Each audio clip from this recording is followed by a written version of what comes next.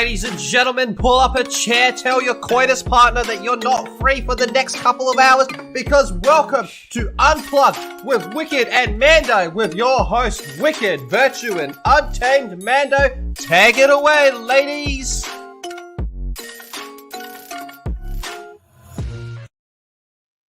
Hello. What is like up, a nice everybody? jam out music. I know. I love that song. I found it like a few years ago. And it's a cool song. Anyways, how's everybody doing? How are you doing, Mando? How's your I'm doing weekend? well. I recently woke up from a nap, but I'm gonna be drinking instead of drinking coffee. I'm probably gonna fall asleep on stream. I'm having coffee first, and then I have a little bit of, because we're still kind of like celebrating, and there's also some news that we're gonna talk about today, like with us. Yeah, So we're having like a little thing here. So I got a all little good tequila. things. Yes, and All good things. some of this. If you guys have never tried this, oops, camera's over here. My camera used to be up there. This stuff is so good. Mando put me onto it. It's ice water, zero sugar. There's vitamins in it and stuff. It's tasty. Mwah. I remember actually, I was telling you, I forgot where I first learned about it. I was in college doing a diet, and I was like, I still want something that tastes yummy, but it's going to be diet friendly, and I need to drink more water. And that counted as my water intake when I found those. I was like, yes. Yeah, I still drink a lot of regular water, but this is good for like when I have dinner and stuff and I want some flavor. Because I also, something I lean towards is frozen blueberries with lemon, which is really good. But this is nice because there's different flavors. This one is peach nectarine. That's what it's called. So good. I thought it was like tangerine something, but anyways. Yeah, so I gotta finish my coffee and then I will start on the tequila and catch up with Mando. So hopefully she's not drunk before I get there. You just see me like slowly just. I'm not gonna be quite as. I actually didn't get that bad. Like in the beginning of my stream yesterday, because I put a lot of drink in that mojito, a lot of alcohol. So like I was like, oof, but then it kind of. But the stream was really well yesterday. It was awesome. Congratulations again. You are monetized. You have potatoes in your chat now. I do. I have potatoes. Yes. This is kind of like part two. That's what I was saying. I was like, me and Mando are going to have our own little like celebration. And we have a lot to talk about.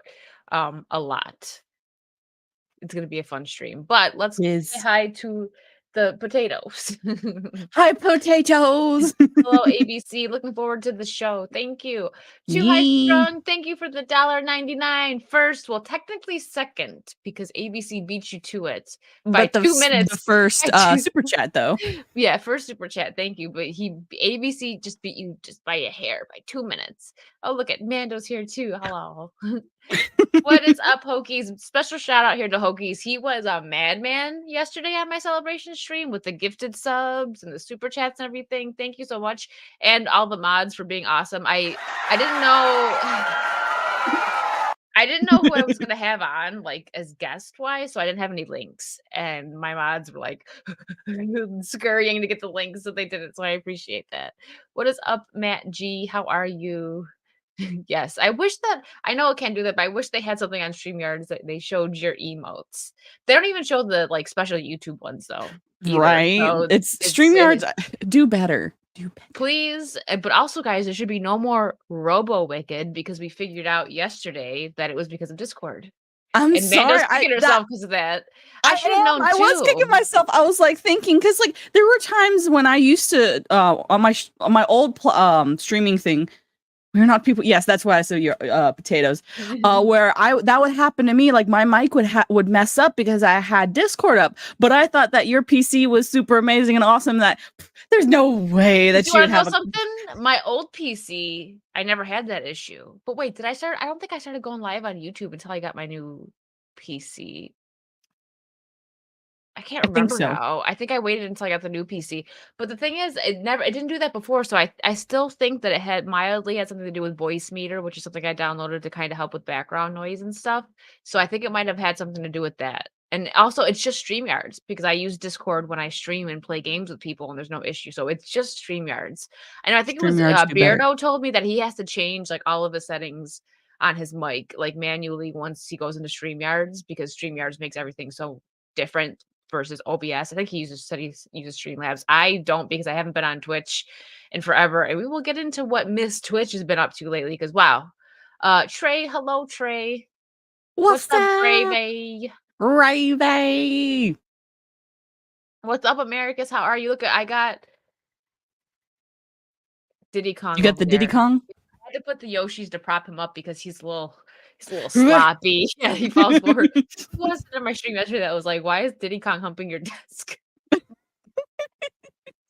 It looked like that. So yeah, he's kind of sloppy right there. He's got red Yoshi and blue Yoshi holding them up though. The Canadian bear took a break. Yoshi. They love Diddy Kong. Blabs was like, "Is that what did she say? Is that Curious George?" I was like, "Oh my god." So Blabs. well, we all know Blabs. We know that we love Blabs. Hello, What's up, Eberu? Eberu. Late in Mazda. No, it's June. You gotta be better. Do better. You know what? That also What's up, reminds me. I Corey? really do need to message Mazza about getting on Literary Souls, and we are going to do Cat in the Hat. It's going to happen. You have to. You have to do it. It's going to be my What's up, best show Tara? ever. What's up, Best show Tara? ever. Yeah, Best it show is ever. June, so they have to be late and dark. It's always so different. Riot, calm down, Biggles. What's up, E2? Hello. There we go. That's one I can get behind. Late and Call of Duty. Yep. What's up, Hypnotic?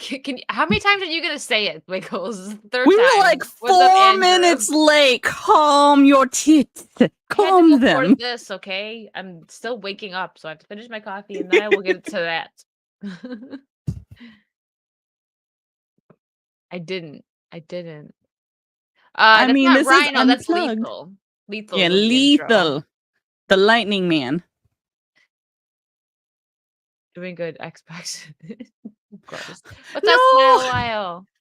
Smile. She was on my show yesterday.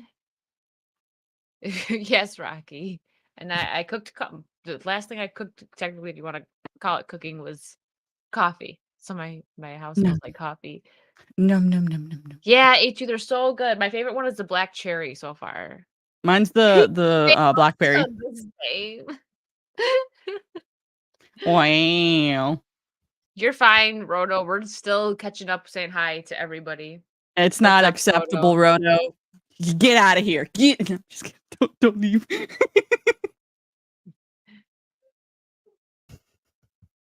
Are you using Discord app or webpage? Try using the other to see if you saw a problem. Well, I don't need to use Discord when I'm live on StreamYards. Oh, hold on 1 second. So, guys, hello. How do you feel being potatoes?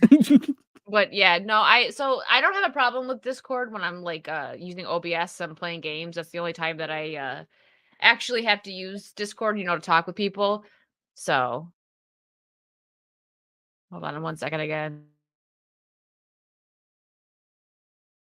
Dang it, I didn't do the thing I was supposed to. Roto, it's fine. It's okay for now. But don't let it happen again, Roto. All right, I'm back. Sorry. I hate when my taskbar goes up when I try to click unmute on here. My taskbar pops up. I'm like, ah. But like, not the button I'm looking for. I don't know where I am. Lulu, what are you, Roto? Twitch can kiss my. Yeah, we're gonna get into that. We'll get into that in a minute. I also have more to add on to the Twitch things. Drunk Diddy Kong. My chat just jumped. Here we go. All right. I'm Biggles. Okay, I'm happy for you.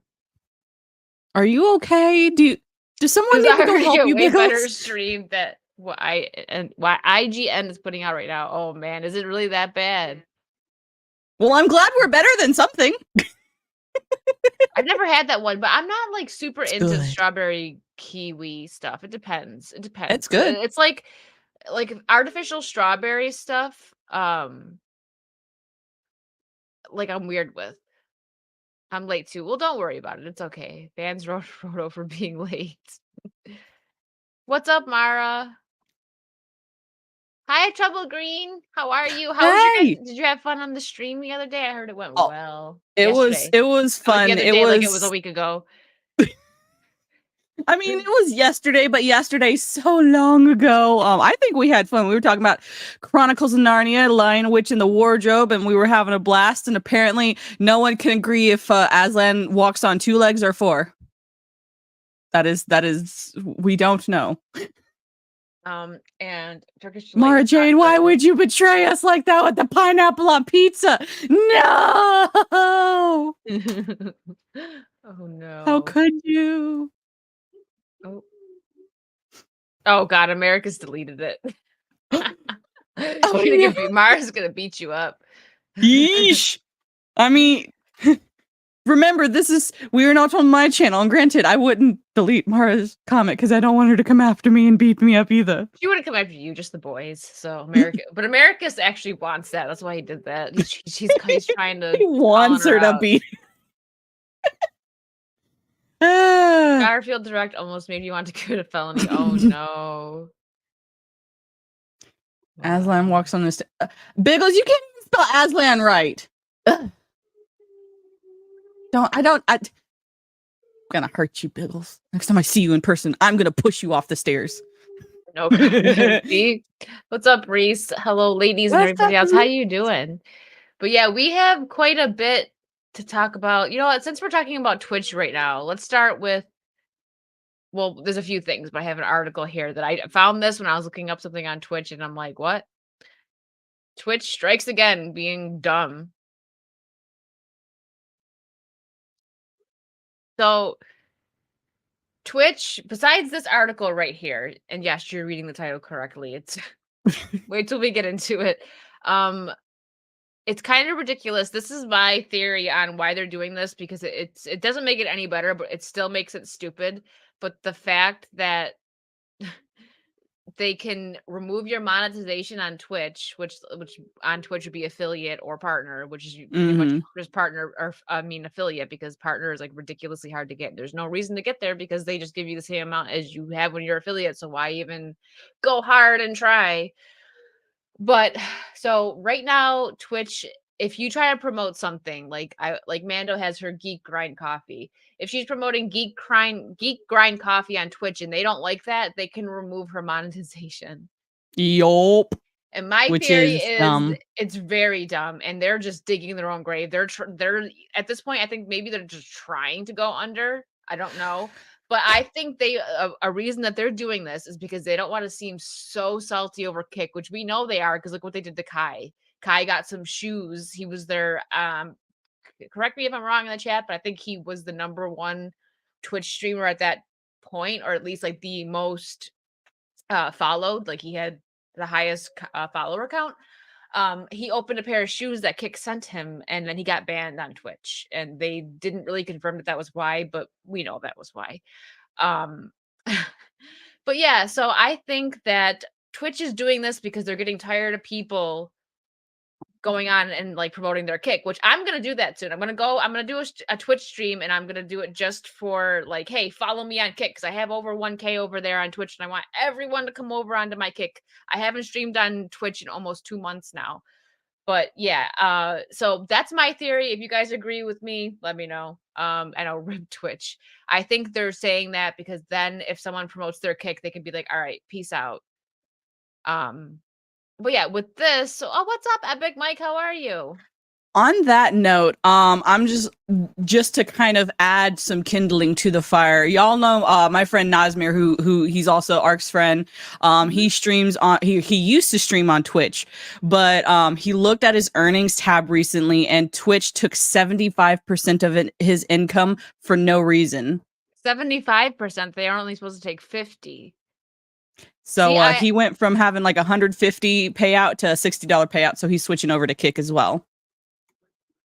Wow. See, I didn't know that. See, they really just like don't care. It's like this is the Kick came out in the perfect timing. So yeah, this week I'll probably be doing a Twitch stream, and it'll just be to tell everybody, come over to my Kick. And it's also going to be an experiment, because if I do that and then I get demonetized over on Twitch, we were right that they're doing this because of that. But it's like you treat your streamers like crap, and then you're wondering why your creators, who are the ones that are bringing you in the income, you're going to treat them like crap.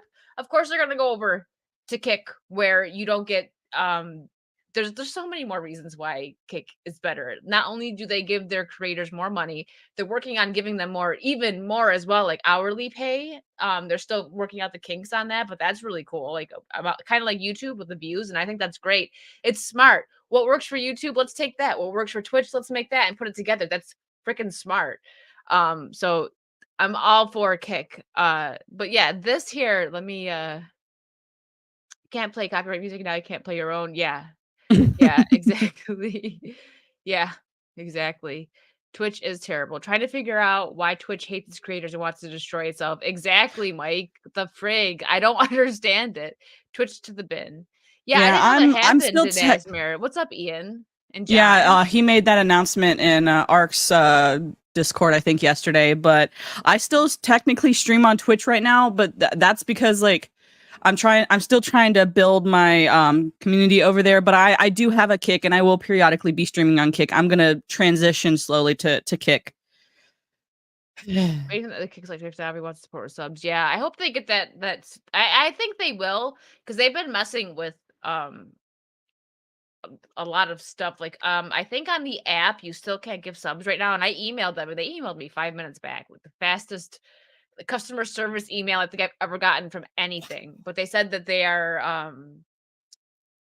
just messing with stuff right now, basically. So hopefully they get that They're fixed. pushing buttons. Yeah, they're pushing buttons. They're plugging and unplugging stuff over there.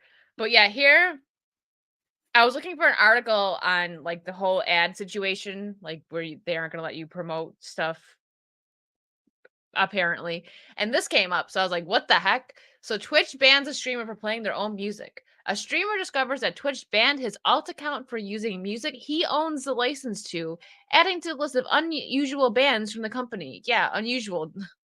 That's a way to put it. I wish the Kicks would hurry up so I can bug Mara with them. I'm the type of person to ask, what does this button do? Like, this big red button, what could it do? Twitch streamer cardboard_cowboy was recently banned from Twitch for streaming his own lo-fi music on his alt account. This is just the latest in a long list of Twitch controversies that plagued the video game streaming giant and threatened to take the company down as more Twitch users jump ship to the competition. Kick. Mm-hmm. Speaking of Kick, if my mods want to drop our Kicks, do it. I'm trying to. I'm approaching. I think I'm close to 250 on there. So I'm like, let's get to maybe 300 by the end of the month, because I am really grinding over there and I'm loving it. We got to get Mando over there more. So when Twitch first showed up on the video game streaming scene, it was viewed as a fast-growing YouTube competitor. Today, Twitch is seen by many of its users as a company that cares more about making money than streaming video games. And the real kick, no pun intended, the kicker with this is that they aren't actually even making money. So they're screwing over their creators and they're just digging themselves in a deeper hole. Like Twitch is going to be gone soon. I would say within a few years, Twitch is just going to be. I mean, I don't know, with them being owned by Amazon, like Amazon's probably going to try and resurrect that corpse as much as it can or keep that corpse alive. That's true. You're right. Good luck. Necromancy. It doesn't help that so many fan favorite streamers have left the platform or have been kicked off without much of an explanation. Adding to the list of confusing bans is cardboard_cowboy getting punished for playing his own licensed music, which is acceptable on every major platform. Yeah. Americus, I have our links in the description. That's what I was trying to say yesterday. Like, I felt bad when I didn't know who I was going to have on for my celebration stream, so I had nothing but my links in the description. That's why I was like, you guys were quick with it. All of the mods just jumped on it when I asked for links. Oh, you just mean he's just quick. Hokies is just quick. He's like ready, or he has it up and he's just ready to drop it. But fans of Cardboard Cowboy can watch his comedy-focused streamed on his main channel, listen to his licensed music on his alt channel, Lo-Fi Cardboard Cowboy. So this would be like Herbs. You know how Herbs makes music? Like, what if he had an alt account for just his music, and then he got a freaking strike for playing his own music? Or Dan Vask. Or Dan, yeah. Well, Dan doesn't do that he's got that on YouTube, but still. Yeah, Dan probably has to, like, navigate that a certain way, because he does already like songs. He does covers. Yeah, covers. Yeah, thank you. I can think of the word. He does those things. So yeah, the streamer took to Twitter to point out the inconsistency of the company's mission statement. Oh, sorry. He was going strong as a Twitch partner for 5 years before the company randomly banned his alt channel without properly informing him why. They seem to do that quite a bit. The streamer took to Twitter to point out the inconsistency of the company's mission statement, showcasing Twitch's goals to be as clear as possible with its users and the email he received, which was more vague than anything else. So this was the email. He added Twitch support. What exactly was the violation? What do I need to change to not violate terms of service? There has been zero discourse with me about why my appeal was denied. Just this confusing email. It would really help if you could be clear about what you're doing and why you're doing it. And this is the email. Oh no, hold on. Your account was recently suspended for courtesy channel live stream suspension. After reviewing the details of your case, we have decided that your account will remain suspended due to your violation of our community guidelines. No, attempting to evade restrictions placed on your account may result in additional penalties, up to and including indefinite suspension. Make sure to stay informed by familiarizing yourself with the terms of service and community guidelines. So That's as clear as dirt. yeah, so hold on, I need to sip. Yeah, you're not wrong too, High Strung. They do explain themselves as well as YouTube. Cardboard Cowboy, I can't say his name right now, is not the only big Twitch star banned in 2023, as this year has seen a number of unjust and unexplained bannings, such as the 3-day ban Alinity received for twerk. Listen, I'm not gonna stick up for Alinity, okay? Sorry. I mean, should we be twerking? Probably not, but is it worth a ban? Much like the other stars who have had their bans reversed, Cardboard Cowboy managed to make his voice loud enough on Twitter to get Twitch to reverse the ban a few days later. No public apology has been given so far from the Amazon-owned company. I would have just said, "Hey, effers, I'm moving to Kick." Bye. Try and let all of my Shut up, Trey. That's what I almost said. So Twitch's reputation was most recently scarred by perhaps its most disastrous controversy, the new branded content guidelines that would force streamers to keep their burned-in ads to a minuscule amount of screen space. This policy came off to many as a money-grabbing move, on the company's part, putting its own self-interest in front of the streamer. Again. Even though Twitch reversed its guidelines policy and issued an apology, for many streamers and more importantly for many viewers, it's maybe too little too late. Cardboard Cowboy might end up being the next star to find a new streaming home on YouTube or Kick. Oh, yeah, there are some people switching to YouTube, but I think the way YouTube is, its gaming side sucks. There's a reason why Twitch was beating them out as far as gaming streams. Mm-hmm. So I think YouTube is for certain kinds of videos, Twitch for other kinds of videos, and I think the alternatives are going to be solidly Rumble and Kick. I really think that Rumble and Kick are going to be the two alternatives for the platforms, because granted, I'm not on Rumble a whole awful lot. I'm with Crowboy. Listen, guys, stop it. I go ahead, keep what you're doing. I'm just popping these guys. So, no, I just making fun of me and stuff. I don't think unless YouTube majorly overhauls something, they're never going to be as good as Twitch was when it comes to gaming YouTubes. I mean, yes, they have the really big names like Jacksepticeye, but he's also on Twitch. Pokimane also on Twitch. A lot of these big YouTubers, when they play games, they are on Twitch. Because they're also big, like Markiplier too. Jacksepticeye and Markiplier are arguably probably the two biggest gaming names in content creating, in my opinion. There's probably other people, but I don't know. I would say they're probably the biggest. Mm-hmm. But they came onto the YouTube gaming scene when it was still a good scene. Now, it's not completely dead for everybody on YouTube as far as gaming, but I've noticed I jumped from doing, I only uploaded my highlights on here for gaming and then would cover gaming news, which gaming news still does, people like to hear about gaming news on YouTube. But as far as gaming streams and clips, they don't do that well. I seen a surge in my growth when I started leaning a little bit more towards news and pop culture and just a little bit of randomness, that wine videos I put up, just things like that. It was random, but it was fun. So when I started doing stuff like that, there was a surge in growth for me. I mean, granted, I was going on other channels and I was also having people come on and doing lives, but gaming on YouTube is just, it's kind of dead. I even had, like, we'll use Camelot as an example. He'll talk about friends that he has that get like 1K viewers all the time on their lives, right? When they just do like a podcast type thing. Then when they have like 10 people in their live stream if they play a game and go live, and that's someone who normally has like 1K. It's just the YouTube gaming scene is kind of dead when it comes to like live streaming and clips. So that's why, Twitch was doing so well, but now Kick is coming up like, okay, like we're gonna yoink that right away from you, Twitch. And they are, because they actually care about, they're working on doing what is best for creators. Like, I agree. I've seen some of the stuff they're trying to do. Like, they want to do a community board thing, kind of like they do on YouTube. I think that's great, because not everybody wants to have to go to all these different social medias to like talk to their favorite creator. So if someone finds that they really like Kick, and then they can talk to their favorite people on there, they're gonna do that. And that's smart, in my opinion, to take all the best things from social media platforms, from YouTube, Twitch, and then you put it together. That's smart. That's really smart. I 100% agree with that, because people want to grow. And how do you grow? Bringing more people over to platforms. And Hokies does make a really good point, though. After you read the super chat, Ian, thank you so much for the $10. There's no accountability. They are absolute cow cards. Yeah.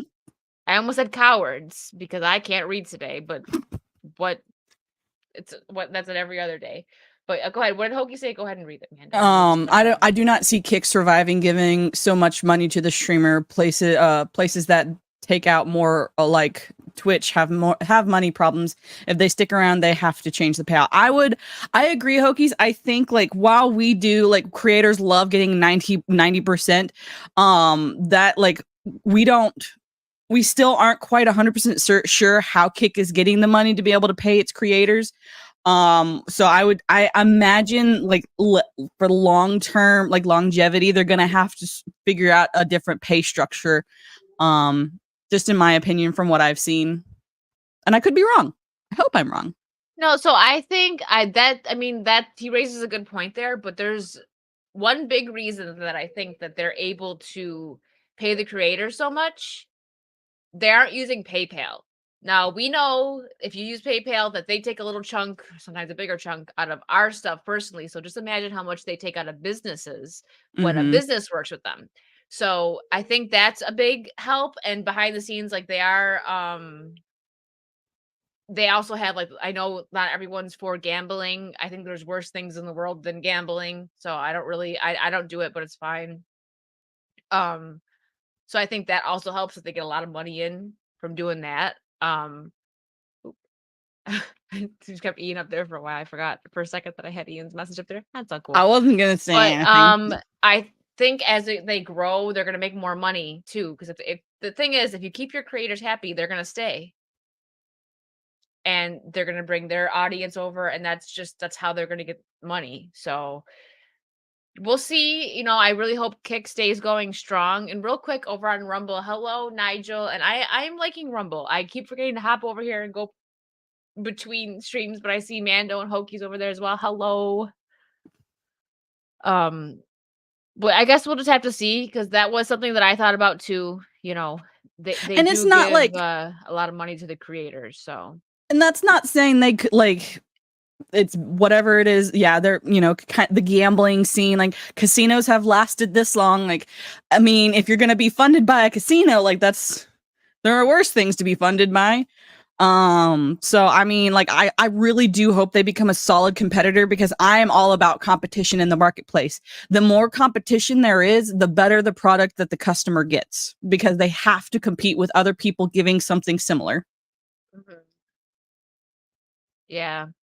Yeah, I'm not a fan of Aiden Ross, but I will admit that he definitely brings the views, man. That's a Gen Z thing. That's not my generation, so I don't get it. But he's bringing the younger audience over there, and that's probably why they are backing him so much. That, in my opinion. But yeah, so that's what's going on over there. That's right now. I would say one of the. We'll talk about that in a minute. One of the. He's like this. He's in his like mid-20s, maybe early 20s. He's like controversial, but I don't. There's a lot to say about him. Just Google him, Trey. I mean, it's a new kid on the block that's, ooh, he's spicy. Yeah, why there's problems with YouTube. They don't really have. Yeah, well, Rumble's sneaking up though. That's the thing. Rumble is starting to make some good progress. Odyssey, like I have an Odyssey account, but I never like the platform is just really hard to navigate. It's not user friendly. Yeah, I would say because the one great thing about Rumble is that you're monetized as soon as you start. Right. So they let people make money right away. If people want to send you money over there, like what they call them Rumble rants instead of super chats, you could do that. Mhm. And that's great. My hair keeps getting stuck on. It's bugging me. Hold on. But yeah, that's so yeah, I think Rumble is actually pretty decent, especially with their partnership with competitor. Locals. Their partnership with Locals. Yeah. Free market is always better for the customer and benefits the businesses that work harder. Yes. Yeah, America's pretty much. I don't watch him. Great Ghost, thank you so much for the $10. Almost forgot. Happy monetization. Thank you. Woo! Granted, I don't think we should do this stream, but I think one of these streams we should do shots every time somebody sends you a super chat. Oh God. Yeah, maybe. That would be funny. I do have tequila here. I should probably not. I'm sitting here drinking so much of my water. Is he like 60? But I don't know. That's the first I've heard of that name too. So I'm just like, I don't know. Oh, you don't know who Aiden Ross is? Mm-mm. Okay, Ian, do that. See, y'all, I have good ideas. Could be dead from alcohol poisoning 5 minutes into the stream. Yeah, so I would take little. Thank you. I think that's look at all the enablers. It would be until I'm gone, so I would take little sips. You know what I mean? Because this is straight up tequila. So I would do it. X-Ray said that when she was on my stream. She's like, "Wait, are you monetized yet?" And I was like, "No." She's like, "I'd like to monetize my drinking." I'm like, sorry. So I guess I better look out the next time. The next time I have X-Ray, her and Blabs, and now Mando. Apparently, I have 3 enablers, and they're all women. Look at that. I mean we love to help each other. We love each other. No, it's just an idea. That's all. She's trying to kill you. This is tequila. There is no chug. I cannot chug tequila. The stream will end right there. Oh, I can't do it anyways, but the stream would just end right there. She's trying to kill you. I promise I'm not. Thanks. Oh, I don't have any of my things here. Hold on. I can't. I gotta switch. Darn it. I don't have any of my videos here. Hold on. We're just gonna switch for a second because I need to here we go. That's so messed up. That's messed up. Thanks, Mando.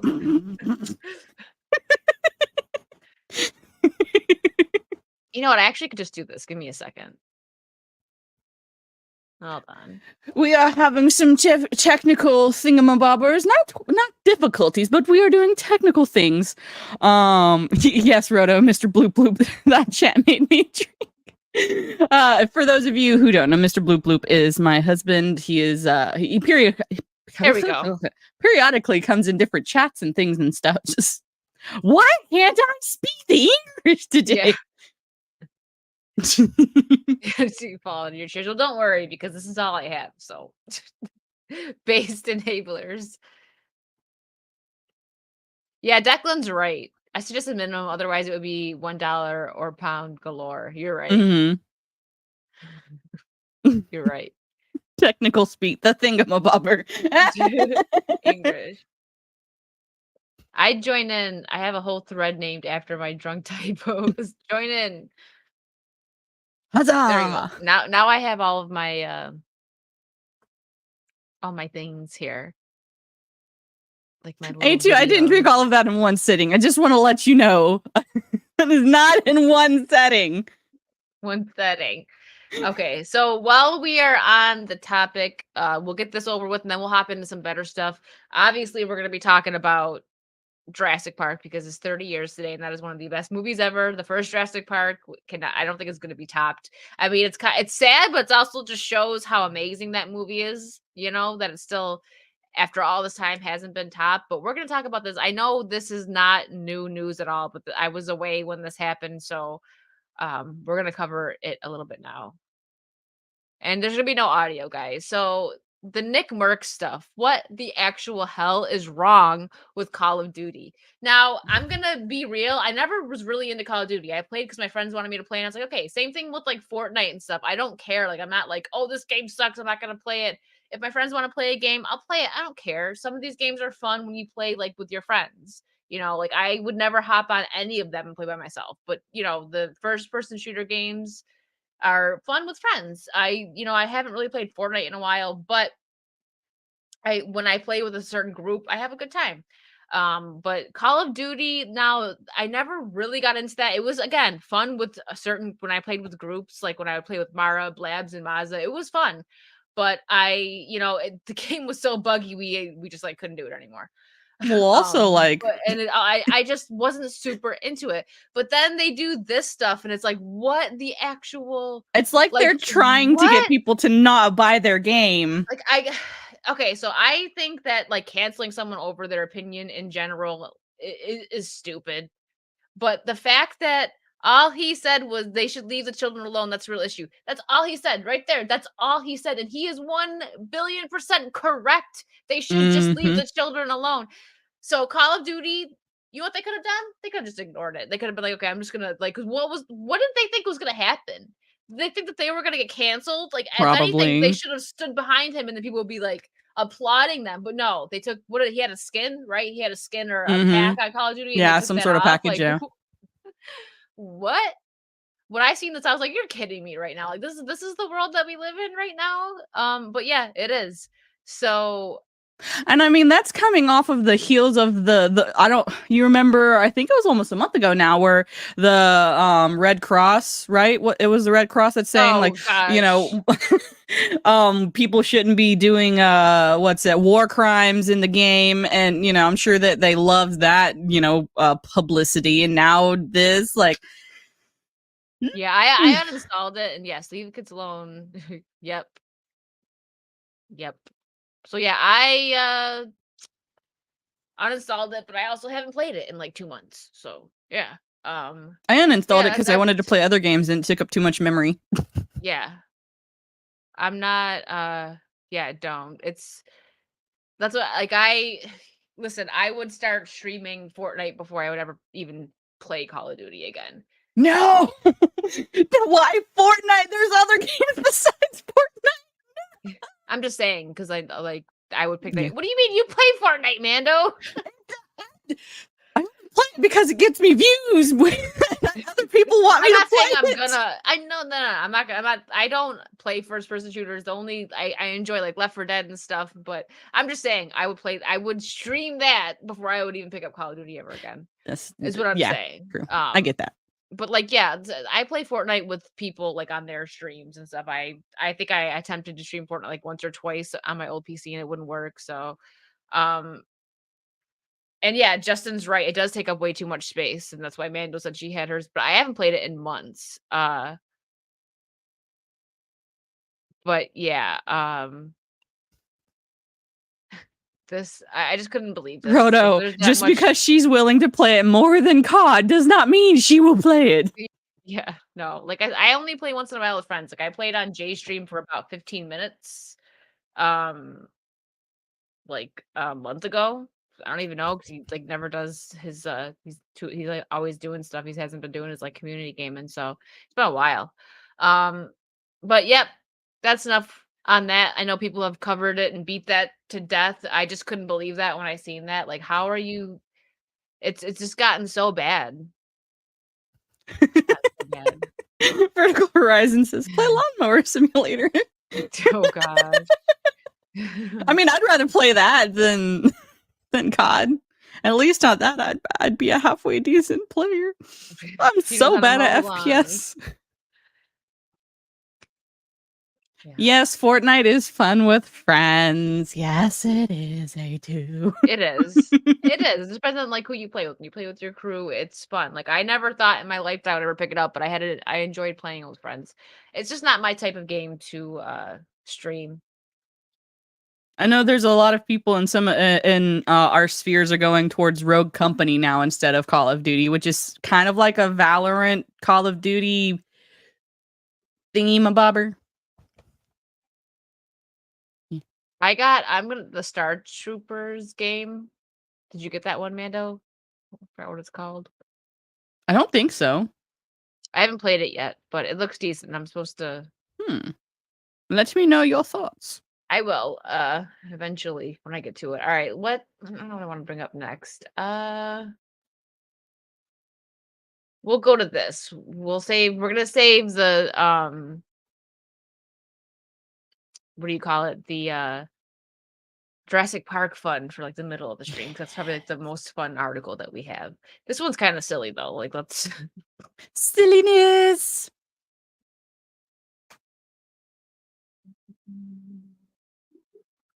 Okay. So and the picture that they put with it. I didn't watch Yes, this, that so I don't was. know if this was in the movie. I didn't the last Marvel He's. movie I watched was The Guardians 3 and it wasn't terrible.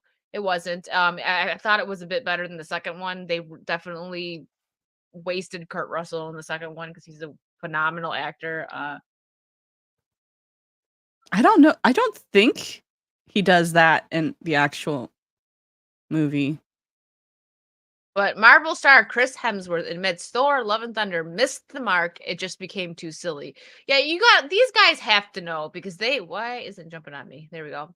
They have to know because they were there in the beginning when Marvel was actually good. Like him, Robert Downey Jr., all of the first movies that were good when the writing was actually not crap. So you know that they're sitting there and they're on contracts too. So when these actors get crap, it's like you got to realize that they probably signed on for like a 10, 15-year contract thinking that this was going to be great, which most of them were. The beginning Marvel movies were all really good. I'm trying to think, where did it when it started getting really bad? Because I don't count the last Spider-Man movie. What was it? No Way Home. The last one was with Toby and or is it Far From Home? Crap. I think it's Far From Home, right? That was the one that just came out. I should know because I freaking loved it. But anyway, you guys know what I'm talking about. But that Sony had a big part in that, which is why I think it was good. And yes, they nostalgia baited us, but they did it in the right way. They brought the other Spideys back, but they did a good job with it. Civil War was when it started going down, right? That's what Trey's saying. Mm-hmm. I can supposedly his daughter's friend mocked his movie, and I'm sure he knew it was caca. Yeah, No Way Home. It was No Way Home. Okay, oh yeah, Far From Home. Okay, you're right. No Way Home. Far From Home was the one where he was in Italy, right? I think so. After Guardians 1 for you? That's fair. I didn't watch Captain Marvel. It had some good parts, but so was stupid stuff. Yeah, it's a Marvel thing. Exactly, too high strung. You know how I feel. Toby was definitely it's one of those things where once Guardians of the Galaxy took off as well as it did, Marvel and everyone else was just like, oh, they want comedy. Let's give them comedy. It's like that's worked for Guardians of the Galaxy for a reason. It won't work for everyone else. Yeah, I still will never watch Captain Marvel. Ant-Man and the Wasp, that wasn't really the first Ant-Man movie was good. Yeah, it's all right. But so roughly a year after the film premiered and presented the Marvel Cinematic Universe with a new all-time low, Thor: Love and Thunder star Chris Hemsworth is ready to admit that the God of Thunder's third solo outing was a less than thunderous adventure. Well, that's because he wasn't even the star of his own freaking movie. The Australian native reflected on his last Marvel outing during a recent career retrospect interview given to the British edition of GQ. I almost said editor. After being asked by the outlet's Hannah Rose Yee for his thoughts on the now infamous criticisms of Marvel films leveled by Martin Scorsese and Quentin Tarantino, responding, "I'm thankful that I have been a part of something that kept people in cinemas. Now, whether or not those films were to the detriment of other films, I don't know," Hemsworth recalled. how even his child's friends had in recent years become highly critical of the MCU. It's a bunch of Mhm. 8-year-olds critiquing my film, Hemsworth told Ye. We thought this one had too much humor. The action was cool, but the effects, the visual effects weren't as good. I bet you they Mhm. weren't. I didn't watch it. I don't plan on it. I would watch this before Captain Marvel, though. Yes, I would as well. Having raised the topic of Marvel criticism, Hemsworth then confessed that in terms of his thoughts of Love and Thunder, I cringe and laugh equally at it. Yikes. I mean, just with the one scene where Zeus, like he's in front of Zeus and Zeus flicks his and he just gets naked. Like, what was that? In a I didn't see it, so I don't know. What was that? In a slightly humorous aside, undoubtedly related at least in part to Love and Thunder at one point during the interview, Hemsworth tells Yi that as he ages, everything has more importance now because of the realization that this isn't going to last forever. To this end, Hemsworth notes, I don't want to leave a pile of rubbish behind, and I'm aware that there's a few misses there. Pressed by Yi for specific examples, Hemsworth joked, the internet will tell you. Mm-hmm. Yet, despite the admission of Love and Thunder's less than impressive quality, Hemsworth would admit that he would still be open to returning as the son of Odin, albeit with one condition. Marvel has to do something new with the character. I agree with that. Mm-hmm. Guardians was fantastic because of the feel-good story and great characters, and the music which delighted audiences. Humor was good for one movie, not the franchise. Exactly. Yep.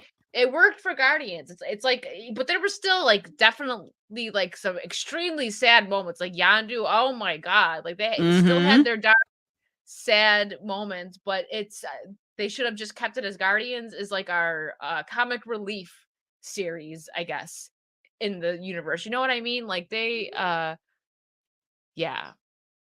Marvel making every movie is a green screen slapstick comedy isn't going well. Exactly, Dave Robles, you're right. Yep. If they want to make slapstick comedy, then make slapstick. Don't call it an MCU movie. Yeah, we just covered some Twitch news. They are digging their own graves for sure. They're helping their competition. That's one thing for They sure. definitely are. I got sick of the character pretty quick. Every couple of years, he admitted. If I was going to do something again, it would have to be tonally different, and we'd have to do something very drastic to keep people on their toes. Otherwise, it's just the fatigue of those characters and those films where people are like, "I've seen it." Speaking to one of the broader issues affecting the MCU, Hemsworth pointed to the end of the multiverse premise of Ant-Man and the Wasp, Quantumanium, and opened. What is that? Opened the trick. That's Think? the trick. You have to separate all those stories. The moment it's like your world is in danger, the entire universe is like, yeah. So like it was the last 24 films he had. Mm-hmm. He's right. He's right. It has to become a bit more personal and grounded. Another thing that has to happen with Marvel is when a character dies, like I'm so they should have not had Gamora in the last Guardians film. She was fine in it. It was a different Gamora, and she was definitely more of a daughter of Thanos um person. Oh, Ian, thank you so much for the 5 gifted subs. Hold on. Woot. Hmm.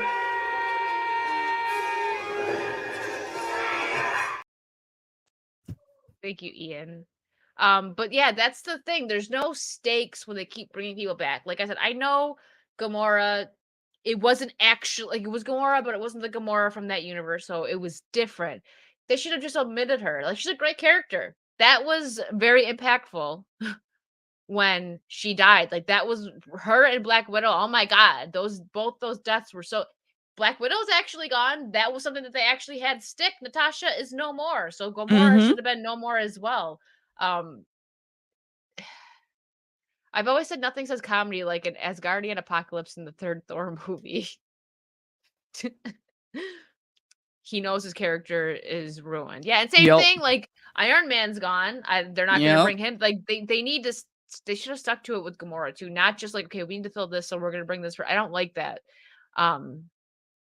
Yeah. So concluding his thoughts on Marvel by returning to Thor, Hemsworth ultimately stated that he was open to seeing what Marvel had to offer creatively. If there is something new at present, I really want to do other stuff for a while. And I don't blame him on that. It makes sense. I don't think she should have like, died either. I'm just saying, like, since they killed her, bringing her back. she should have gotten her own solo movie before she died. So we felt like it should have been a Black Widow movie before Endgame or before Infinity War. Like somewhere where we get more of her backstory, not after the fact. I like how Thor just gave up being leader to Asgardians to give it to Queen Valkyrie.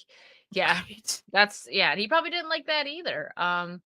I mean, I wouldn't. It's kind of this like so. Black Widow is my favorite female character in the Marvel, at least the Marvel Cinematic Universe. I love Black Widow. Scarlett Johansson did a great job portraying her, and we should have gotten a Black Widow and Hawkeye movie. Like I've said this before, so sorry if you've heard this like 5 times from me, but in the Black Widow movie, when she's talking to her sister about her and Hawkeye hiding out in like these certain areas, take a look at like there's marks from like where they had to hide out when they were doing a stakeout. That movie would have been nice to see, but no. So I had to disagree with that because the biggest thing, the reason why it was Natasha instead of Cliff, right? Cliff's his name, right? Can I say that right? Why it was Black Widow instead of Hawkeye? I'm just like having a brain moment right now. Is because he had a family. So she wasn't, that was her big sacrifice. Like, no, like you have a family to go back to. You have kids. So that's why, but like, just, I mean, that scene was, to me, it was emotional. It showed how much they cared about each other. They're best friends. And like, neither of them wanted to lose the other one. So like, no, I'm going to die. No, I'm going to die. And that was just like, it was very, that scene was definitely tugging at my heartstrings. But I was upset about that. I really didn't. Yes, Cliff or Clint. Thank you, Mara. Sorry. Yeah. Rodo. Yes, you're right. Thanks, Rodo. So, no, Rodo, same brain. That's why I like Cliff Clint. Like I love Hawkeye, and I'm saying his name wrong. My bad. Listen, it's been I've had quite a few days just lately. We'll just say that. Many acting ranges of Tessa Thompson. She, you know what? She was okay in Creed, but she wasn't like the biggest draw. It was about Creed. So yeah, exactly. But I love it's Cliff Barton. Now you know what, Trey? You better stop it. Thanks. But that's it's sad because when the Marvel Cinematic Universe first came out, it was just like, wow, you seen the first Avengers, which was she still has more emotion than Kristen Stewart. She does. Kristen's like, like she does the lip bite though. Like there you go. Kristen Stewart's got the lip bite down. Andrew, I liked all 3 Creed movies too. I really enjoyed the Creed movies. I like Michael B. Jordan a lot. I think he's a great actor, and he's. I'm excited to see new stuff that he does. What is this? You know what? Let's bring this up while Mara is in here. Kristen Hairflip. I just don't know. Like I like vampires. He's so dangerous. She should have chosen the werewolf because that was the healthy option. Yeah, the healthy option, the one that peed on her kid or whatever the hell he did.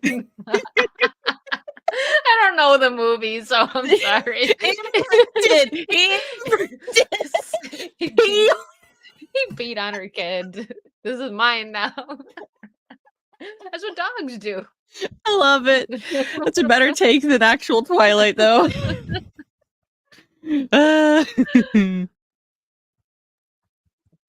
Michael Myers has more emotion than Kristen Stewart. He does.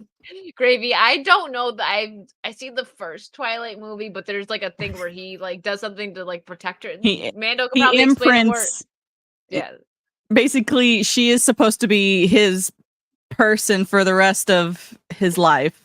Like when she's older, but that's why I said he peed on her because he's a wolf, a dog, whatever. I don't know.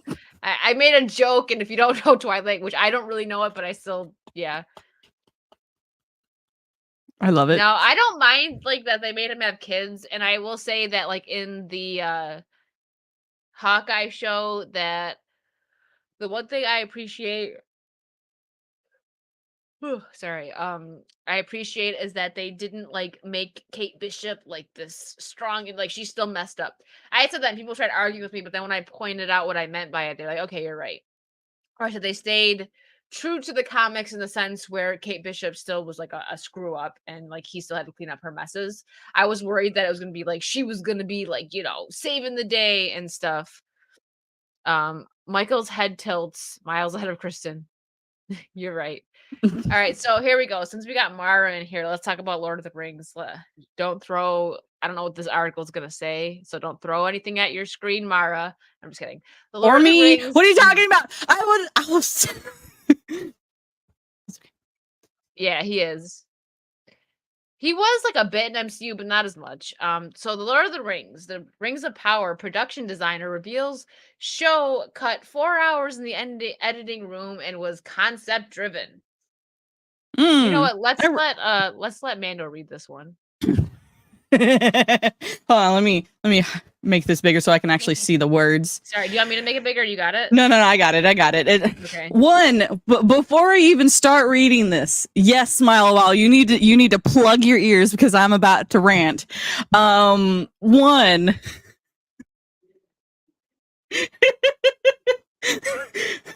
Okay, need to calm down. One, that person that he's holding looks like a doll. She doesn't look like a real person. Do better.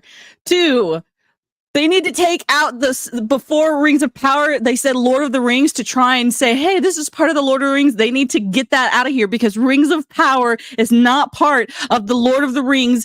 It's not part of Middle Earth lore. It's not. Yeah, so there's 4 more hours of hell out there. Agreed.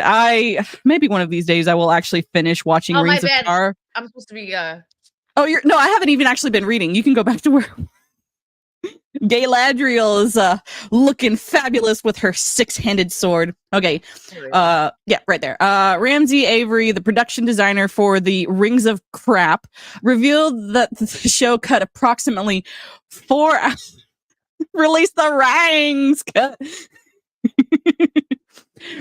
Show cut approximately 4 hours of footage in the editing room. That the production was concept driven. How about book written? How about we actually go based off of the book that you're saying that you're based off of? Okay, continue. Keep scrolling down just a smidge. Oh, my bad. Yes, what a cute lesbian couple for Pride Month. Speaking with Collider, Avery was asked one of the things about Rings of Stupid is that it's essentially an 8-hour movie. Then make it a freaking movie. Sorry. Need to stop. And I'm just curious, what was it like for you trying to work on a series that massive? Like never mind. Because it may be the biggest thing you've worked on in terms of how much you need to do. It shouldn't have been the biggest thing. It should have been one of the. You should have worked on something else before this. This was important. This was. Tolkien is rolling in his grave. Avery then detailed they cut around 4 hours of footage that they filmed. Like you said, it's an 8-hour movie, and there are edits for each of those episodes. That was another half hour. So we really produced a 12-hour movie that got edited down into an 8-hour movie. He continued, there are whole sequences and whole scenes and things that I've cared passionately about that didn't make it into their final cut or final edit. It's just the nature of the beast, you got to fit in the time and tell the story you got to tell. A movie yes, they couldn't even. That armor looks shit. Just gonna say. I'll scroll up just a smidge. There we go. Interestingly, Avery explained that the production was concept driven despite what showrunners J.D. Payne and Patrick McKay promised viewers in the lead up to the series premiere. You want to know? I'm going to hold on just a second. The series was announced that it was supposed to be an adaptation of this book. Then they told us they didn't have the rights to this book, and they were actually adapting the appendices of the third Lord of the Rings book, The Return of the King. The appendices. They were supposed to. She just got all obsessed. They were supposed to do this book. At San Diego Comic-Con during the show's Hall H presentation, Payne was asked by host Stephen Colbert. There are characters played by actors who will be out here in just a moment who are not canonical to Tolkien. Then don't say Lord of the Rings in the title. That must be one of the greatest challenges. How do you fill out that world with characters that are implied? They are implied cultures that you're drawing from, but they're not necessarily described in depth that you're going to represent them. What guidance did you take from those character creations? Payne answered in part. So one, always back to Tolkien, and two, there's the only person that was actually like what they were supposed to be was none of them. There was no one. Sauron wasn't even an elf like he's supposed to be. He's supposed to be Anatar, the Lord of Gifts.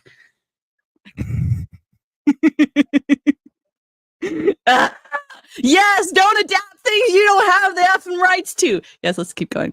During an appearance at the Television Critic Association's press tour panel, Hollywood Reporter noted that McKay addressed concerns that show would be only vaguely connected to Tolkien's books.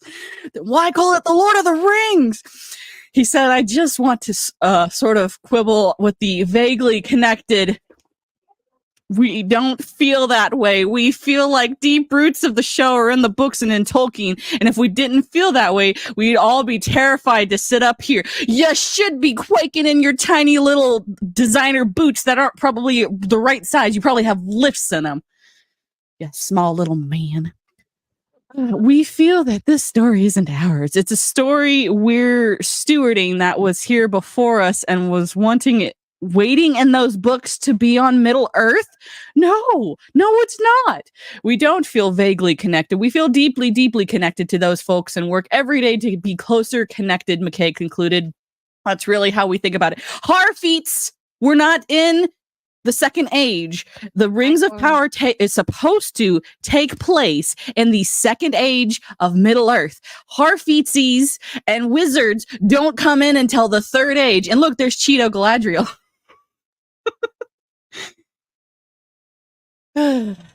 Okay. In the interview with Total Film, McKay said every single choice we've made at every turn of making the show has been to be faithful to that aspiration, not be faithful to the adaptation of the books that they're supposed to be getting their source material from. No, an adaptation of what they feel like it should have been in the books, because that's what we want as viewers. No, it's not. We don't want to adapt the material in a way that might feel dated. This story is already timeless. What we aspire to be timeless. I'm sure you feel like that updating things for modernity is timeless. It's not. The story is timeless. It does not need to be updated for modern audiences. Keep on going. We're gonna skip paragraphs before I like. Okay, here we go. Let's just go right there. An aneurysm. He added. He said, "Just keep going." And we ended up with 17,000 more or less pieces of approved art. I went over the timeline while suffering through this. They couldn't even get that right, even though it's right in the effing appendice. Yes, that's not even talking about the iteration of it, and that's just the art department. That's not including props or set deck. If you think about that, even if you average that over 2 years, we're generating 30 pieces of finished art every day. You mean crap. It was an insane amount of work, but that's how we got it done, and was just by literally drawing, thinking, talking, drawing, thinking, talking, drawing. It didn't sound like y'all actually did much thinking, doing it step by step, whatever had to be in front of the camera. You lied to us. Keep on going. If Avery notes the production was concept driven, it's hard to imagine how they were going to the books, or they were going back to the books and to Tolkien. The production would not need to create the concepts given Tolkien already did that work in his books and letters. The concepts were already there. That was it. Hold on, let's let Mando. But here you go. True. Here you go. That.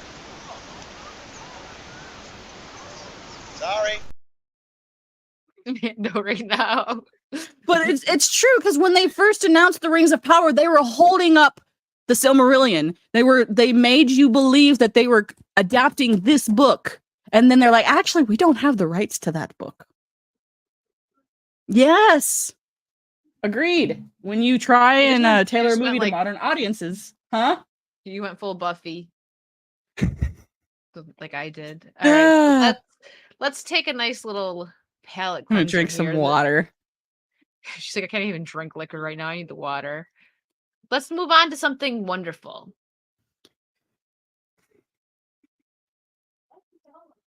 Yes, very nice.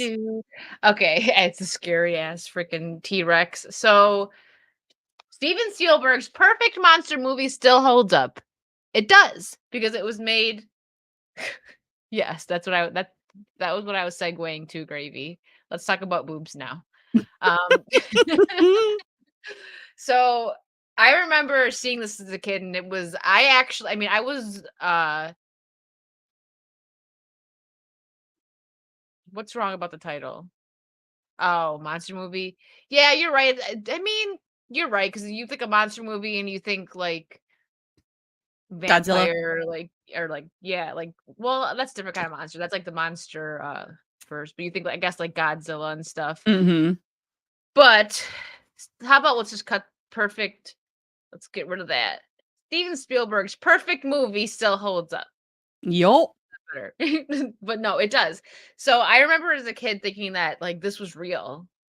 Because I was really young. And like not that like I knew that dinosaurs weren't real, but I thought that like there was a way to like bring them back or something. I was like, oh my god, we're all gonna die. Like me and my cousin, I remember if we would see like a cup of water, like if someone was walking, you'd see it move, we're like, the T-Rex is coming.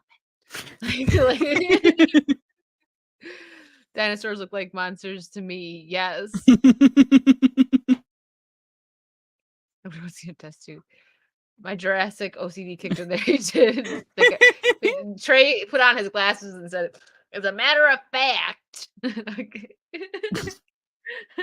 No, but the CGI, but they actually had the animatronics. That they don't do that anymore. They don't care that much anymore.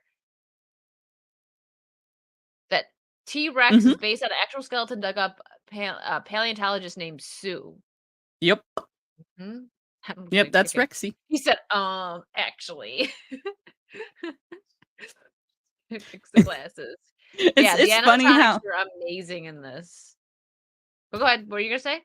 I think it's funny all of the different like since this movie came out, all of the different design ideas that they've had for like T-Rex and different dinosaurs of that time, and like there are paleontologists and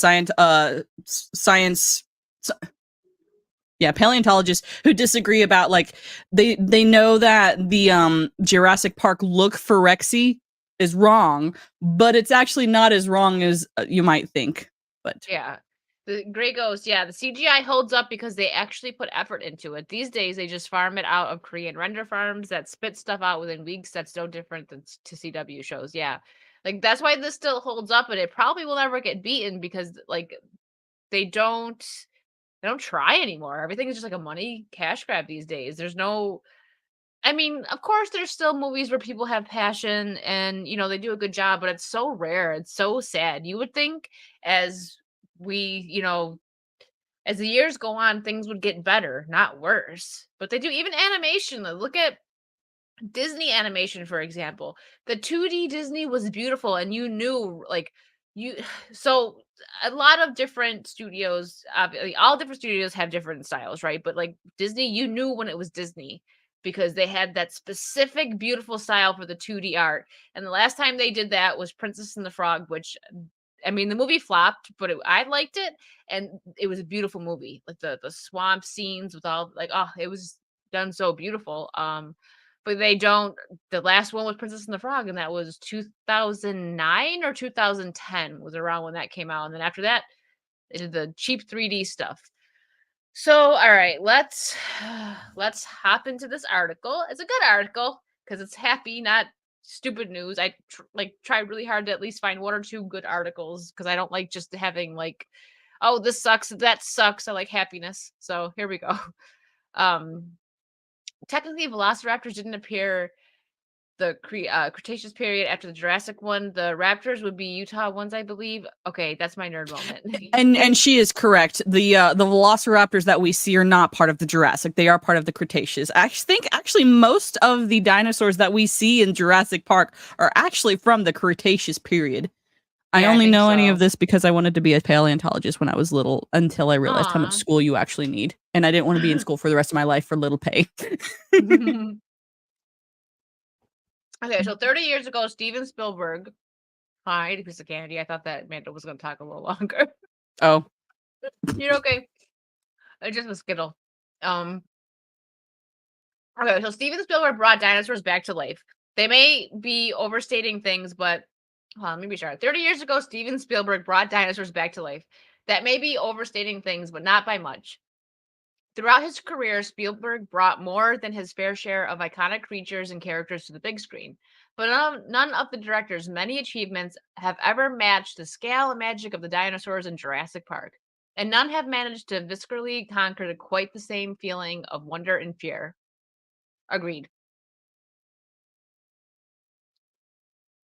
I remember being terrified, but it's still like that music hits. The theme song like just makes my heart like fly up. I love the theme song. That's one of my favorite theme songs in any movie. It's so beautiful. Okay, based on Michael Crichton's novel, Jurassic Park needed to get a lot right to succeed. At the top of that list were the film's dinosaurs, which needed to look real enough that moviegoers could experience the same terror and awe as its characters. Nowadays, that might not seem like that big of an ask, but when computer-generated imagery was still in its infancy, it was one of the most difficult challenges Spielberg had ever elected to take on. Not only did he and the film's artists rise to meet that challenge, but they demonstrated an understanding of the merits of both digital and practical effects that feels increasingly rare today, because it is. Even more importantly, Spielberg used photoreal dinosaurs to bring Hollywood's classic monster movie genre into the present. In doing so, Jurassic Park told a story about the dangers of recklessness technological advancement that feels even more relevant now than it did in 1993. 1993 famously saw Spielberg release two totally different movies, Jurassic Park and Schindler's List. You can't get much more different than that. In a documentary about making the former, Spielberg noted that he used every ounce of intuition on Schindler's List and every ounce of craft on Jurassic Park. His focus on craft is evident in every frame. Spielberg not only recruited visual effect legends like Phil Tippett and Stan Winston to help create Jurassic Park's dinosaurs, but he invested further in the then growing digital sound industry to ensure the film's sound mix made audiences feel engrossed in its story and world. These decisions paid off. The film's combination of animatronic models and then cutting-edge CGI resulted in effects that hold up surprisingly well. Not only did many of its dinosaurs often look just as convincing now as they did back in 1993, but the film's sound mix ensures you feel every bone rattling step they take. Combined with Spielberg's unrivaled skills as an action filmmaker, Jurassic Park technological achievements turned into a monster movie that's also a genuinely thrilling sensory experience. It is like you feel like this scene when they're in the car and like the T-Rex steps on it. Oh my god, that was freaking What's up, Demogeny? Terrifying. Hi, Demogeny. Clever girl. Yeah. Clever girl. Like all of Spielberg's best films, Jurassic Park isn't just a visual showcase. Beneath all its moments of spectacle are ideas about the dangers that can arise when greed and science intersect. The script, penned by Crichton, I think that's how it's pronounced, and David Koepp, builds all its characters, subplots, and big moments around the same themes. Our heroes not only learn just how dangerous it is to use technology to recreate organic life, but some, like Sam Neill's Alan Grant, also learn to appreciate the life that already exists around them. Visually, Spielberg consistently reinforces these ideas, but never more pointedly than when Velociraptor steps into a projector light and briefly turns into nothing more than lines of code. It's a clever little moment that most of the film's blunt sequels have lacked. Yeah. Mm-hmm. Like its effects, Jurassic Park's ideas haven't really aged. With subjects like artificial intelligence and artificial life becoming more relevant to every day, the film only seems more relevant now. Spielberg's dedication to the look and feel of Jurassic Park has similarly aged well, if only because Hollywood at large has moved away from the methods and practices that gave the film such a tactical sense of reality. Yeah, they've definitely stepped away from all of that. The industry's growing dependence on digital effects has made an increasingly number of films feel fake and lifeless in all the ways that Jurassic Park's dinosaurs don't. That's been a disappointing trend, as has Hollywood's insistence on producing interminable sequels. Even the Jurassic Park franchise has fallen prey to the industry's IP obsession. Despite its first installment exploring, among other things, what can go wrong when money becomes all anyone cares about. Yep. Jurassic Park avoided the mistakes of its imitators and successors, which is why it still works just as well now as it did in 1993. It's a film that not only offers the same pleasures as the genre classic Spielberg grew up watching, but that uses groundbreaking filmmaking techniques to convey a timeless message. Yep. This movie is wonderful. Let me catch up on the chat here. We've got Cloud. Just wanted to get through the article. My dad knew Robert Baker, the paleontologist mentioned. Really? That's cool, Mara. Crichton. Okay. Thanks, guys. I can. Yeah, that's see, like that's why they're so. Those movies are so different. Schindler's List is not one that you can just keep rewatching like Jurassic Park. No, like that to this day. Like I even think about trying to rewatch it just because like I'm thinking about reading the Diary of Anne Frank again, and I'm like, it makes me want to cry. What's up, Cloud? I seen a play. So my school, we used to be able to go to it was kind of like the theater in my area that would do like Broadway plays, but it wasn't Broadway because it wasn't Broadway. But you know how like the second level people go around to other, states and put on the show. Well, we would go. I seen a few really good ones. I actually enjoy plays a lot. Jurassic Park is outstanding. I agree with that. It still scares you. Oh, E too. So I seen the Diary of Anne Frank play, and it was so well done. I've seen, let's see, with school, I remember Diary of Anne Frank, Tuck Everlasting was another one, which that's a good book. The movie was pretty good too. But yeah, that the Anne Frank one was really good. Let's see, I love the scene where you see the T-Rex in the side mirror with the other words, objects appear closer than they really are. I know, that's what I'm saying. Like, and what this article is saying, they paid such close attention to detail. And Steven Spielberg used to be my favorite director. Granted, he's gone a bit downhill lately, but if you just take this and E.T. and all the stuff that he did in the beginning of his career, I would still say he's my favorite director because he crushed it. Like he was just a little with this movie alone, I could say he's my favorite because he did a great job. And the second one was good too. The third one wasn't as good, but it was still better than what we got with the Jurassic Worlds. I didn't mind the first Jurassic World. It was different, like because it's a different time and they made it a little more like not 90s, but it still doesn't even hold a candle to this one. Like the first, no. Yeah. Do it. Jurassic Park is my favorite book. I don't like to read, but I love the long explanations about chaos theory, which the movie didn't explain well at all. Really, I'm gonna have to. I should see if I have that on Audible because I do. You should. I like to actually read books, but I don't have that much time these days to sit down and read. Audiobooks are amazing. So yeah, Audible is good for that. Like sometimes I go to sleep listening to a book, or driving, or when I'm cleaning. So I used to listen to a lot of music when I would like clean and do stuff like that, but now I usually am just putting on podcasts or something to learn. That's what I'd like to do because I don't know. I guess I'm just getting old. It's Lost World. If they say Lost World is bad, I swear, no worry, Trey. The article's done, and it was just a love letter to Jurassic Park. Trey was getting ready to he got the tomatoes ready. Forget the brick, he got the tomatoes ready.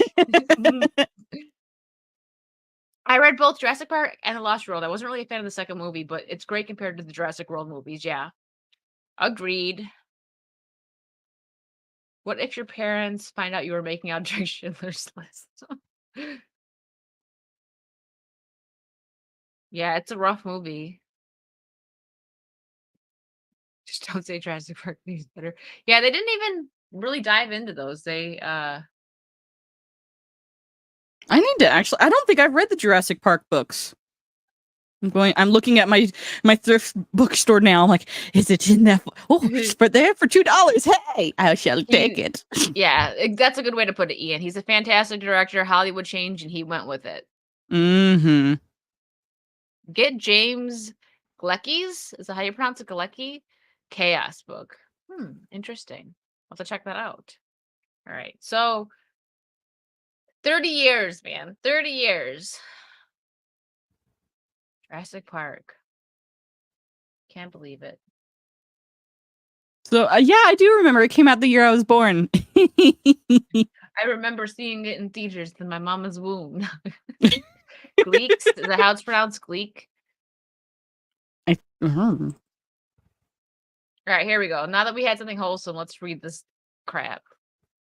I like Jurassic Park 2 at first. Watched them both last year and thought Jurassic Park 2 was better. Yeah, I like Jurassic Park 2. It's different because, like, especially I feel like when they first came out, it was like, wait a minute, where's everybody? Like, we had the whole crew from the first one. How come they're not all here? And it's just, cut in half. But it makes sense, that's why it was Jurassic Park 3. I mean, they explain it pretty well, but like for him going back to the island, but I wouldn't go anywhere near it. I didn't watch the last one. I kind of want to, but I feel like what I've seen and like a bit of spoilers I got, I'm just like, I think I haven't seen all of the third one, but from the 3 new Jurassic World, I think that the third one's the best one. For those of you in the chat wondered, of the new sequels trilogy thingy. The book kept having John Hammond keep saying that he could control the dinosaurs and the population. Ian Malcolm kept saying chaos theory mathematics means you can't predict the unpredictable. Dominion was disappointing. Yeah, that's what I heard. That's like, so I feel like they got everybody in with nostalgia bait, which is something that they're really good at right now. Like, not that they're doing a good job, but they're really pulling people in. Like, same thing with the Flash movie. They're going to pull people in with Keaton. And I mean, I think he's going to be in more of the movie than we think, just because there's been unless everything that we see in the trailers is all that he's in, which if they do that, they're so stupid. But again, trailers, they have been very well known to just ruin and give away too much. I miss when there used to be 1 or 2 trailers that were short and it didn't give away the like anything, any plot, any big things. But nowadays there'll be like some big scene that they just show you in the trailer and it's like, well, I wonder how it gets to that. You know what I mean? Like, oh, right. Like, thanks for ruining it. I hate that. I try not to. I mean, now that I cover it like on YouTube, I watch more trailers. But before, I would watch like the first trailer that would drop for something that I was interested in, and that would be it. So, Mando sent me this lovely article. Let's talk about Bud Light. Hey, I mean, I haven't listened to I listen to more old school country music anyway. So when I saw this, I was like, well, he's gonna get canceled because country music is all about like conservatism, Trump, and anti not anti-LGBT, blah blah blah, but like, yeah. So he's not gonna have a great time. So, I don't listen to country. Sorry to anybody. That's like the only genre that I'm just like not into. I mean, there's some that I might be like kind of into, but not really. I don't. He's got friends in low places. Yeah. So Garth Brooks will serve Bud Light at new Nashville bar amid transphobic backlash. If you're an a-hole, there are plenty of other places. Well, if you want your bar to be empty, sir. Listen, I'm not even trying. Like, I don't even drink beer. I don't care about beer. I don't either. Well, everybody here, you can't tell me that when you go to your grocery store, I mean, maybe in your area, maybe people don't care. I noticed, and I wasn't even looking for it. It caught my eye that Bud Light and like, what is it, Busch, whatever else is connected with it. There's like not even one box gone. Like, it is just full, and then the other beer around it is like more empty. So, like, obviously people aren't happy about it. So he's going to be like, you know what? I'm going to stick it to him. Well, you know what? Your wallet's going to be crying a little bit there, buddy. I'm sure he's got enough money. He's fine. But if you're trying to make money, you're just go woke. Yeah, this is not the way to make money. So, like, I know that that's like such an old thing, like it's getting old saying that, but it's true. It's true. Good. Okay, so his new Nashville bar and honky tonk friends in low place. Wait, it's called honky tonk friends in low places. Okay, well, Yep. I'm gonna make sure to scrub that song. I've got friends in low places from my playlist everywhere. and the country star is sharing that everyone is welcome except a-holes.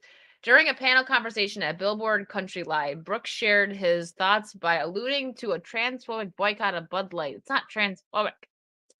Okay, after the company enlisted transgender influencer Dylan Mulvaney for a marketing campaign. I want it to be a place you feel safe in. I want it to be a place where you feel like there are manners and people like one another. Listen, he could have kept Bud Light and not made a spectacle of it. But like, listen, some people like it, so I'm just gonna keep it. But no, he's making a spectacle of it. Like, I am for the people. Like, shut up. Yup, he's especially like him being like a country music star. Country music star.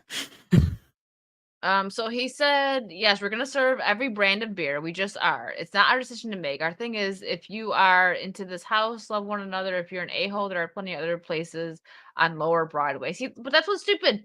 He could have just been like, we're just gonna serve all the beer, like, whatever. I don't care, but like, just say you don't care about what's going on and that you're just gonna serve all beer because certain people have tastes that they like. You don't have to freaking look at me. He's freaking virtue signaling.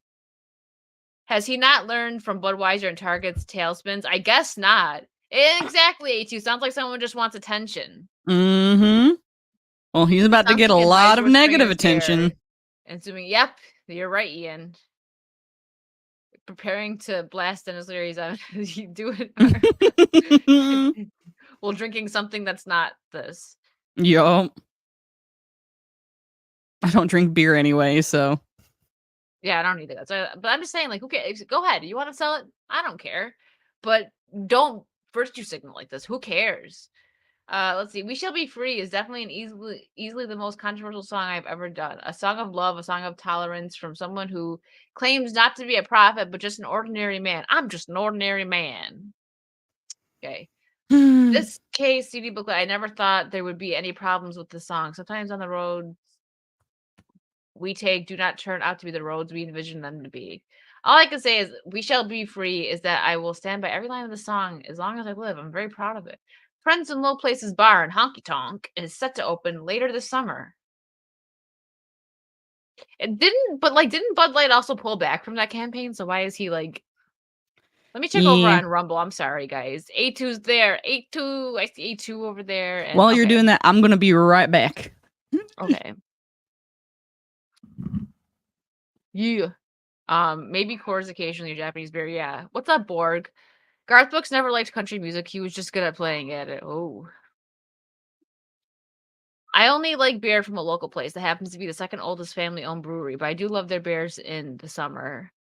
I've never liked beer. It always made me feel like super full too. I just never was really into it. But like I said, I don't care. If you want to drink Bud Light, I'm not going to be like, hey, because some people just don't care about like social justice and politics going on, and good for them. Their life's probably way more stress free. I hear Mando doing something.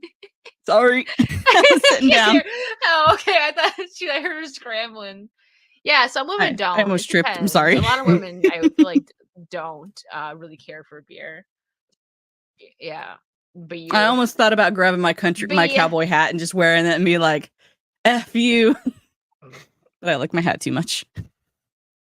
I like my hat. Which one do I want to do next? Oh yeah, okay. I'm gonna I don't really like wine coolers. Too much sugar. Like right now I'm literally drinking just straight up tequila. Too much sugar gives me a headache. I'm drinking coconut rum, so that's like super sugar.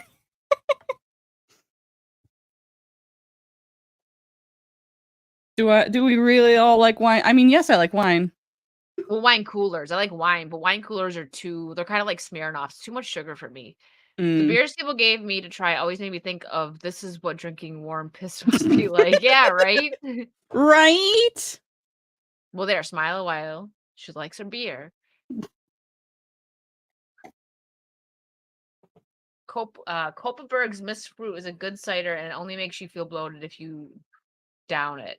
So I remember when, do you guys remember when like not your father's like root beer and came out? I it tasted okay, but again, just like I can't do like a mixed drink with soda. Like the bubbles fill me up. It too. I like coffee. I like coffee too. I'm just not allowed to have it right now.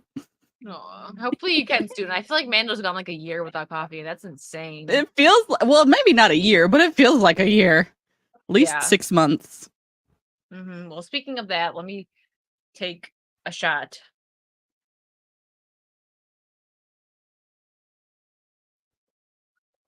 Yeah, Hoagie, that's probably better that you don't drink. It's not that coffee's bad for you, but the reliance on it can be bad. Meh. Take it from me. But it's because since I've been streaming a lot and I'm also working 2 jobs and I have home stuff that I gotta deal with, like I just like don't sleep.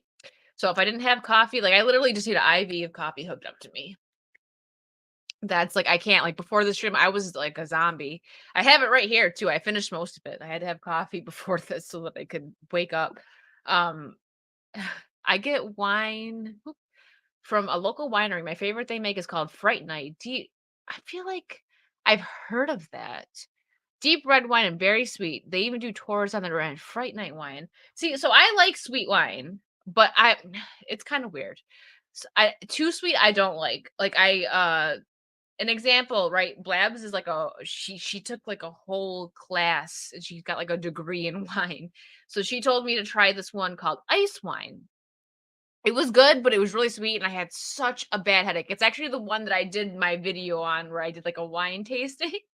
I do like this because I totally did not do professionally. It was more of like a joke, but I mildly did it the proper way. It was good, but it was too sweet. So I like it where it's like say there's really sweet wine and just go over a little bit because I don't like dry wine. I can't drink dry wine. I just really can't.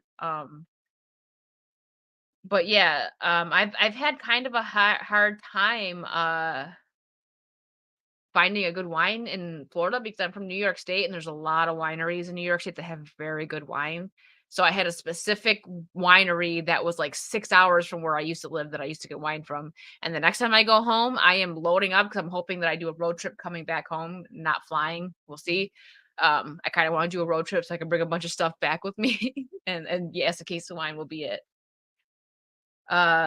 Mano's wine. Let's see. Fright Night wine. What is sleep? I don't know, Cloud. If you find out, let me know.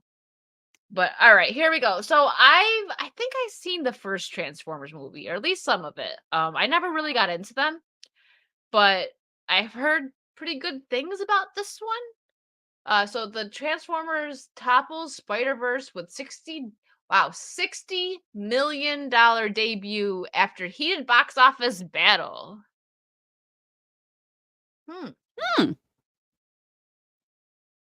Is it? I thought that it was, or so maybe I didn't hear that it was good. It just beat like all the movies in the box up. Granted, what it has to go up against? Little Mermaid. I have to say I kind of feel bad for Halle Bailey. She you know what I mean? Because like think about it, like you're a little girl, you grow up watching these, you're like, I get to be Ariel, but they're just using her. Zendaya, I should see if I can find this. She came through swinging on in an interview at Disney about how they're just lazy with representation and they don't treat their black stars right. And I was Okay, like, she's oh now one my of my. God. I love her Listen, now. she's friends with Haley and she stood by her, but I watched it. I wish I could find it. It wasn't something I read. I actually physically watched her say it in an interview. Like she didn't totally like she came out swinging, but she did it like in a classy way. Like where she said, you know, she's like, I was popular on Disney because I was more of a light-skinned girl. And she straight up said, you know, about how they should make new characters instead of taking, you know, what they did. And I was like, oh wow. And I forgot her name because I didn't watch the show. If Roto's in here, maybe he'll know because his kids probably watched it. I forgot her name. I think her name might be Sky, but she said that everybody on I think she was on Jessie, maybe was the show she was on. She was the cute little black girl. I didn't watch the show, but I've Think seen so? cards. I think Jessie was one of the shows she was on. And she said every girl, every person on the show had their own designer, like hair designer or whatever, or her stylist, sorry, designer. And her mom had to like do her hair. Like they didn't have someone come on to handle her hair. And she had to like, and I've heard there's been a lot of stuff about this, like where they make the black stars wear wigs a lot and stuff, but they just won't do their hair. And it's like, So yeah, Zendaya, she came out and she basically called Disney out, but she did it like in a classy way. And I was like, okay, Nice. Zendaya. Yeah, she still stood behind Haley, but she was like, she said they don't treat them right, and and she pretty much said they don't do it for everything we've all been screaming, basically, that it's not about being diverse and inclusive. That she said something about them like, I think I don't know if I can't remember if she said this part, or if it was something that I read that she said this at this point, but that they're using it to drum up drama and stuff, and I was like, oh, she's right though. Anyways, sorry, that just like I forgot to mention that. I wish I would have saved the article. I was on my way to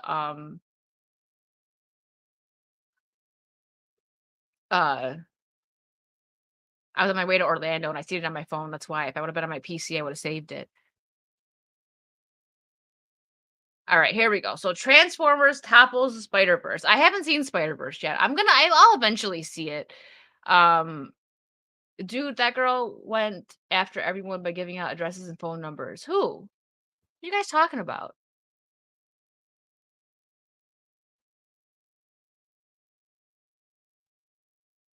Maybe it was just 1994's greatest hits with the soundtracks. So, oh yeah, Trey, didn't you do a review on it? Are you talking about the girl Sky or something that I was talking about from the Disney show, Jessie? I think it was Jessie. I don't know. I didn't watch them. They love drama and using people who call them out as punching bags. Yep. So Spider-Man put up a good fight, but the Autobots came out on top. After an unusually close box office battle, Paramount's Transformers Rise of the Beast pulled ahead of Spider-Man across the Spider-Verse, debuting in the first place at $60.5 million from 3,678 theaters. Sony's animated Spider-Verse sequel still managed a mighty second weekend, landing in second place with $55.4 million from 4,332 theaters. Oh, did she? Wow. Oh wait, no, there was two girls that in this video I watched. I think I know which one you're talking about. There was like an older one, but then there was like the younger one.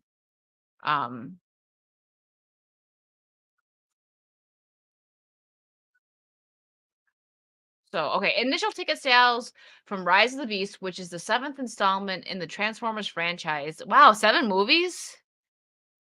Jeez. Wow. Okay, so which is the 7th installment in the Transformers franchise, were notably better than the prior 2 entries, 2018's Bumblebee, 21.6 million. Ooh, that's pretty low. And 2017's The Last Night, 44.68 million. It's an encouraging sign that Paramount's 16-year action series isn't running on fumes. That's been a concern because the more recent chapters brought back diminishing returns after shorter starts. Reviews for Rise of the Beast were mixed, but audiences embraced the film with A- cinema score. I'm gonna see a Flash movie. Oh yeah, that's next week. Yeah, we are in June, aren't we? 7 movies. I've seen one. And how do you have the Maximal Predacons and not have Dinobot? Yup.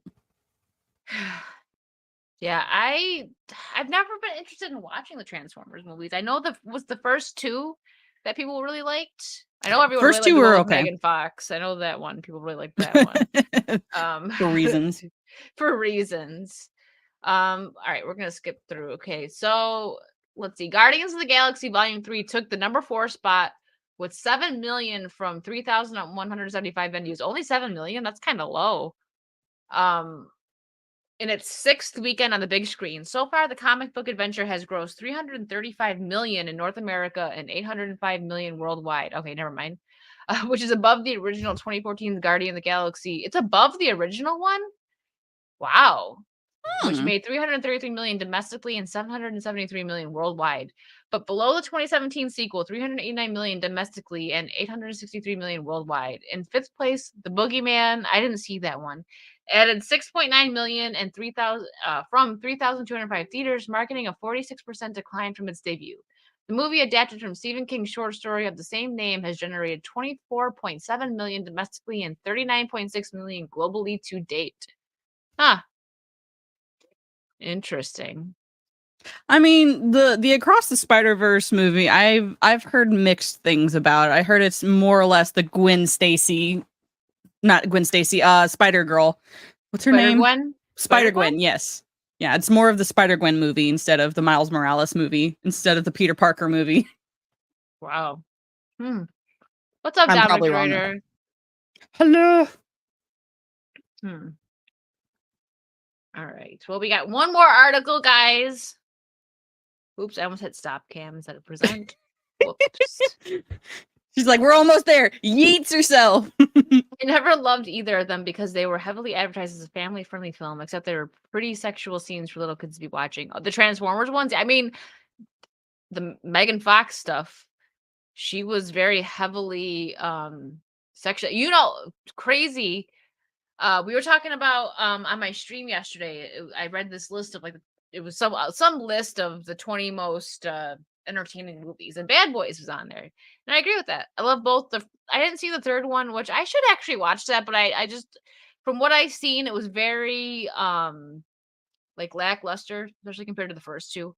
But I think it was the second or first Bad Boys, but Megan Fox is in it. There's like a dance club scene. I think it might be the first one. I can't remember.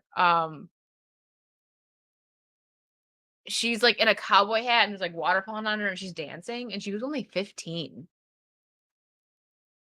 Yeah. Child actors get messed up for life, I think. Yeah, and the fact that and there's a lot of it is their parents' fault. Could you imagine like your parent just like throwing you into something like that? Yeah. I didn't like Into the Spider-Verse because of the frame rate. I didn't get why they did it. As Miles progressed in his skills and power, the frame got smoother, but it was pretty decent. I'll see it eventually. But okay, so what is this? Sorry. Elle Fanning and Jenna Ortega reject Hollywood's stereotypical badass and strong female characters. Oh shoot. This makes me want to watch. Yeah, she was only 15 in that, and that was pretty bad. Yeah. This makes me want to watch Wednesday more because I think that the it. actress is pretty amazing. She's pretty good. Yeah. I mean, my favorite Wednesday Addams is always going to be Christina Ricci. She just portrayed her very well, but she doesn't do a bad job, and the writing wasn't really bad either. It was Tim Burton directed it, right? I think so, yeah. And I've watched a few episodes, and so far I've really enjoyed it. I don't consider it like I've taken it out of, this is kind of not the Addams Family we are familiar with. This is like an offshoot.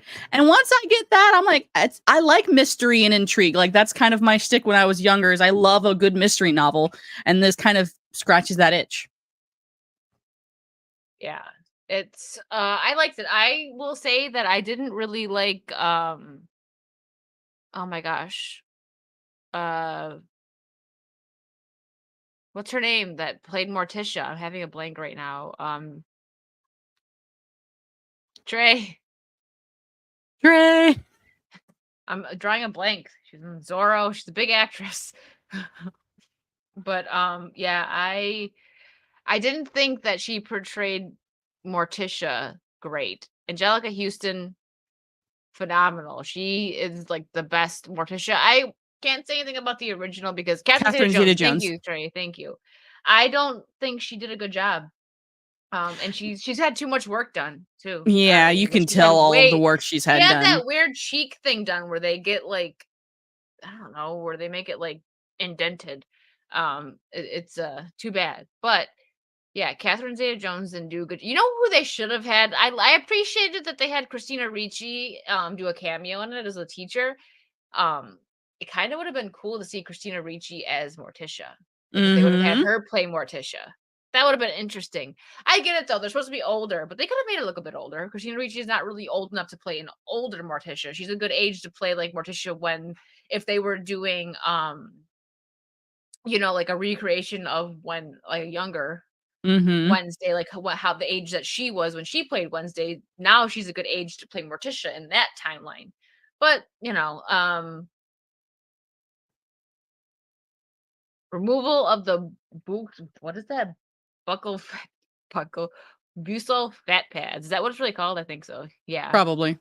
So I don't think there's anything wrong if people get a little bit of work done with something like maybe like a little Botox or something like in your forehead or something, because that's like not crazy. But once you start getting the lifts and the tucks and the fills, I'm not saying that you should get Botox. I'm just saying like, and I've said this before. I understand that Hollywood just messes with you, especially someone like Catherine Zeta-Jones. She was gorgeous when she was younger, and she was one of the leading ladies that always played the hot, beautiful girl.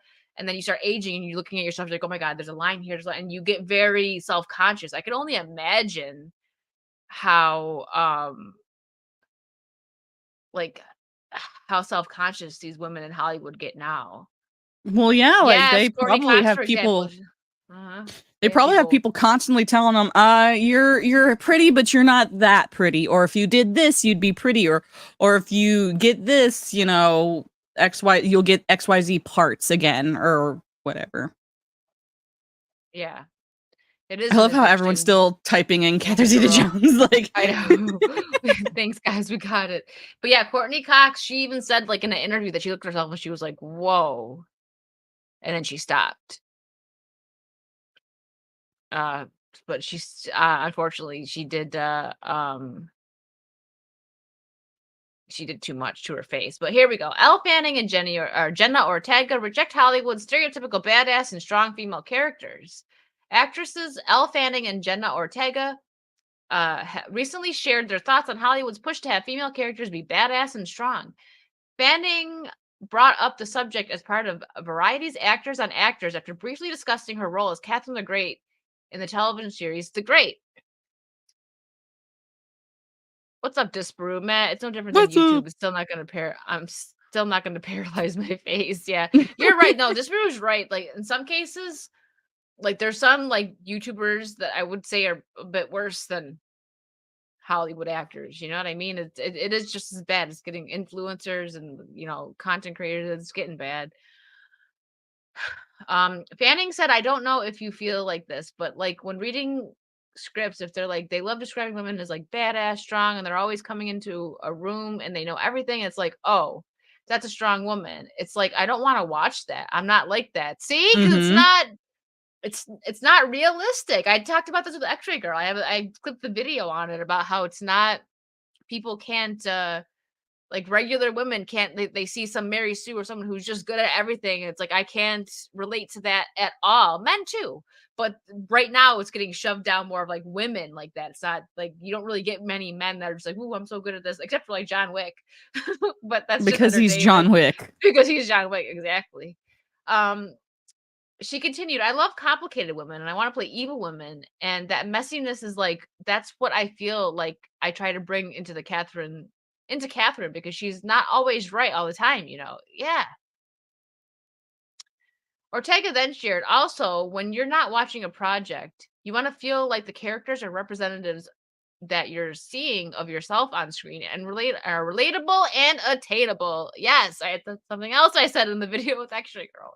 And when you're constantly walking and there's cars blowing up in the background and things like that, it's cool and it's awesome. It looks beautiful, but I don't know anything about her.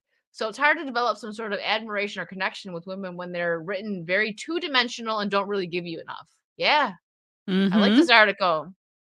Fanning then said, it's like to be a strong woman, you have to be this to be, it's like, again, putting us into a box again. So I think I'm very grateful for Tony's writing of getting to know of the show, getting to kind of show the different sides. Sorry, that sentence messed me up. Ortega noted, and for it to be accurate and feel good for you and relatable to you. Fanning concluded the segment discussing her Catherine Great character. I think she has a huge ego. Like she's very egotistical, which is one of like It's the way these girls are talking too. It's like I'm not mad, but it's the way they're talking that's messing up. Like, I mean, I get it. They're trying to, they're putting down the words as they write it. But I'm having an I issue hate it here. so much when they She's do very that. egotistical, which is one of like I love playing the side of her. It's so fun. This is when I'd rather be listening to the video and watching the interview. Like, yeah, like I would like really. so much like rather to like read like or watch like than read. See, Fanning and Ortega are not the only ones to express this opinion, and I'm not making fun of them. These girls, I agree with what they're saying. I like it, and they're younger. So when you see younger women talking like this, it's like, is there hope? Maybe. Fanning and Ortega are not the only ones to express this opinion. Emily Blunt, I like Emily Blunt, who stars in the upcoming Oppenheimer film, told The Telegraph last November, "It's the worst thing ever when you open a script and read the word strong female lead. That makes me roll my eyes. I'm already out. I'm bored." Yes. Blunt then shared, "Those roles are written as incredibly stoic. You spend the whole time acting tough and saying tough things." She-Hulk, sorry, as soon as I see the word, and of course, this Bruce in here for this. She-Hulk attorney at law actress Tatiana Maslany also told The Guardian she sees a strong female trope as reductive. But she was in She-Hulk. It's just as much shaving off of all the nuances and just as much of a trope. It's a box that nobody fits into. Even the phrase is frustrating. It's as if we're supposed to be grateful that we get to be that. Mm-hmm. Emma Thompson also informed Culture Blast. "So all the women screaming to talk to, I say, well, what's the story? Because it's not good enough simply to give the woman the guns and then make the woman badass as well." She added, like, what? she added, "Now women have to be badass. If they're feminine in the way that they used to be and they're not badass, then they're not welcome. Also, they're not allowed to cry, apparently, anymore, because we've just got to be like the men." Also, oh, sorry. And I remember thinking, well, that's not what we meant when I got a group of women together in my 30s and I said, okay, what's the female heroine? Who is that? What does she do? Because she hasn't got the wherewithal. What the heck is Wherewithal. that? Wherewithal to do the Superman. To the Godfather, that's not the point, Thompson's shared. That's not where our heroism lays. So how do we make it heroic? What do you make of Fanning and Ortega coming out against the strong female stereotypes that has perpetrated Hollywood in much of the genre films and television series? I think that there's some smart girls. I'm gonna watch more of Wednesday just because of her, because I think she tries to, like, I think she does try to play Wednesday Addams as best as she can. I think it's the writing and I think it's a lot of other factors, but I think she does a very good job. I agree with that. I think she does a good job. Because another thing, sometimes you'll get a good actor, a great actor. Not that Margot Robbie is a great actor, but she portrayed Harley Quinn good. Like, she did a great job with that. But the writing was just not there on either. Just wasn't really there. She didn't have, she did what she could with what she had. And that's what I'll say about that. But you can get a great actor, terrible writing can ruin it. That's how I feel about Peter Capaldi and his iteration of Doctor Who, the 12th Doctor. He's a wonderful, amazing, well-versed actor, and he wanted to play Doctor Who. He just had some trash writing, and it broke him because he was treated like crap. Yeah, and that happens with actors that they want to I really appreciate that these girls are saying this because they're younger too. So, like I said, maybe there's some hope. What I think is, like, let's say with Gen Z, it's kind of cut in half. Some of them are sick to death of the crybaby woke crap, and the other half are just kind of pulled into it because maybe their parents or their older siblings or whatever. But I'm hoping that there's just at least maybe the generation, what is it, Generation A or Alpha or something, I think is the one that's after Alpha, yeah. like the babies right now, that they're just going to rise up and be like, everybody shut up. I Shut hope up. so. I hope so, because I'm sick to death of the crying. But yeah, that bring back proper bullying again, where people just like, Like, if you had an issue with someone, don't cry to Twitter. Go out to the back of the schoolyard at 3:00 and throw some fists. We do not condone violence. We do not condone violence on this channel. Please don't think this is joke. This is joke. YouTube. YouTube is joke. It's joke laugh. Yeah, it's joke laugh. Yeah, they are. So that's another reason why YouTube has been big for a while, right? You think back to like when PewDiePie first started, when there was like Jenna Marbles and like Smosh TV. I don't know if that's even still a thing, but you guys know, like back, I want to say about like 10, 13, years ago, it was it's been big, but it feels like it's bigger now because people are just so sick of what Hollywood's doing, where they're shoving they want to be entertained, which is why another reason why I try to put decent, smile a while. I want to put decent content out where I'm not just, I want to cover the news. And unfortunately, like a lot of the news is dumb stuff like this, but I try to have, fun stuff too. Like when I made my one video, I had a lot of fun, and let me know if you guys think I should do more of this, because I've been thinking I have a lot of ideas. But I did the ranking the Evil Dead movies. That was fun. That was just good. Like that was just me saying what I liked about all the movies, and putting them in order, things like that. I like doing stuff like that because it's not just, listen, this flopped, this sucked, this is woke, and like I understand covering it, and we cover some of it here on Unplugged, and I do it on Wicked's World too, because it's the news. But I like to do different things sometimes because I feel like we need to be entertained, and we need to look at the good and stuff sometimes. Yes. So Trey says yes. I have ideas, Trey. I have ideas. I plan on doing more, but that was unfortunately our last article of the night, and we have some news that we're gonna share. Dun, dun, dun, dun. Okay. Dang it, I forgot to do that button. I'm sorry. Hold on, let's see. Hold on, let's redo it. We have some news to share. Don't actually have the button. You don't have the button. Oh, I thought you forgot to push it. No, Okay, I forgot to put it on my stream deck. I will do that after the show today. Yeah. So no, that's not Rhoda, don't be scared. Good news, good things, good like things. I said, I'm still gonna do like Wicked's World. I'm still gonna cover like there's crap to cover. That's crap, but I'm also just gonna do a little bit of what I want as well. But Gravy, how did you know? It's because it's June. Yeah, I have to tell my husband now. Anyways, so we're changing up how Unplugged is working. I've been thinking about this for a few weeks now. We need to get Mando's channel up, which my wonderful mods, or even Mando yourself, if you have it, please drop Mando's link in here. So if you are newer to this and you haven't been watching a lot or whatever, what we were doing with Unplugged before was every Sunday, every other week it'd be on my channel, and then the next week it'd be on Mando's channel. But this is what we're going to do now. We're going to start doing Unplugged every other week, and it's going to be on Mando's channel. Just exclusively Unplugged with Wicked and Mando is going to be on Untamed Mando's channel. So I feel like that's a good idea because no one gets confused. Like, oh wait, which week? Where is it at this week? Like, you guys know where to find it. It's sometimes we also get confused.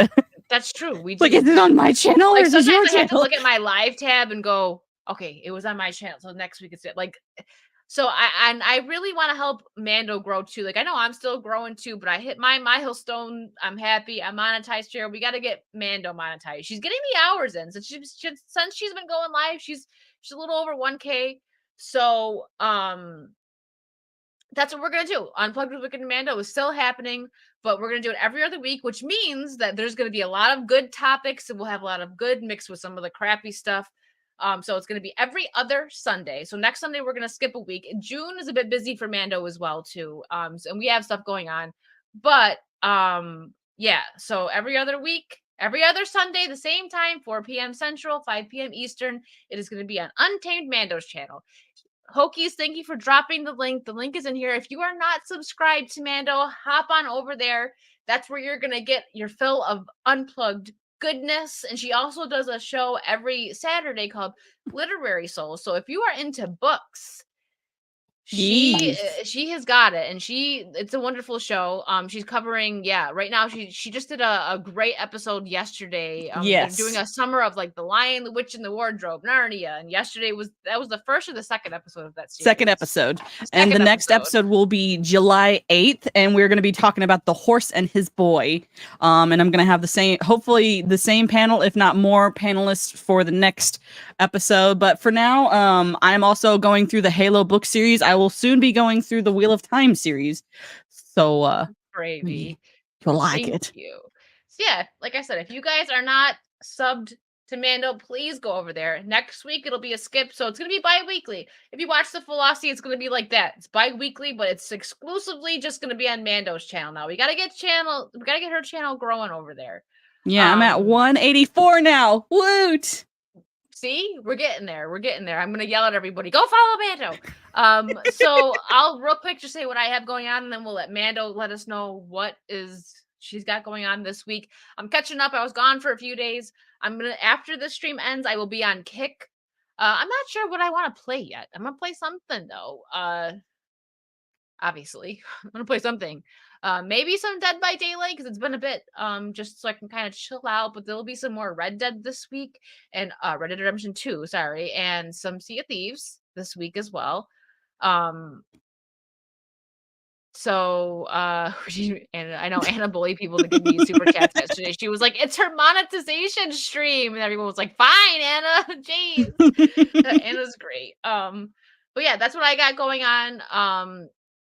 So yeah, I think Dead by Daylight will be what I'm gonna go play on Kick now because I haven't been on Kick for a week, and that's my chill game, even though it's a scary game. What's say tomorrow? Tomorrow I think I'm gonna be playing some Sea of Thieves, and then Wednesday I think I'm gonna do full Arthur Morgan cosplay and play some Red Dead 2 because I haven't played Red Dead 2 in a while. Because I was finishing Resident Evil 4 and I'm finally done with that, so it's time to give Red Dead some love. So yeah, that's what I got going on this. Oh no, Wednesday's my I play with my members. So Friday will probably be Red Dead. My bad. I forgot that I switched that. Sorry. And what time is it going to be on Wednesdays? Probably the same time. I think 6 p.m. is good for people, so I'll do 6 p.m. And I think we'll play some Mario Kart this week. We'll play some Mario Kart. So Friday will be Red Dead 2. Sorry guys, I don't know what's going on. So yeah, that's what I got going on. And Mando, let the people know what you've got going on. Like I said earlier, I am going through the Halo book series on Literary Souls, and that is my Saturday show, 10:30 a.m. Central Standard Time. I'm going to be reviewing this book next. And I usually stream Monday, Tuesdays, and Thursdays roughly. Monday will be Knights of the Old Republic. I will eventually get off Terrace. I promise. 10 hours when it should have been 3 hours to get off that daggum planet.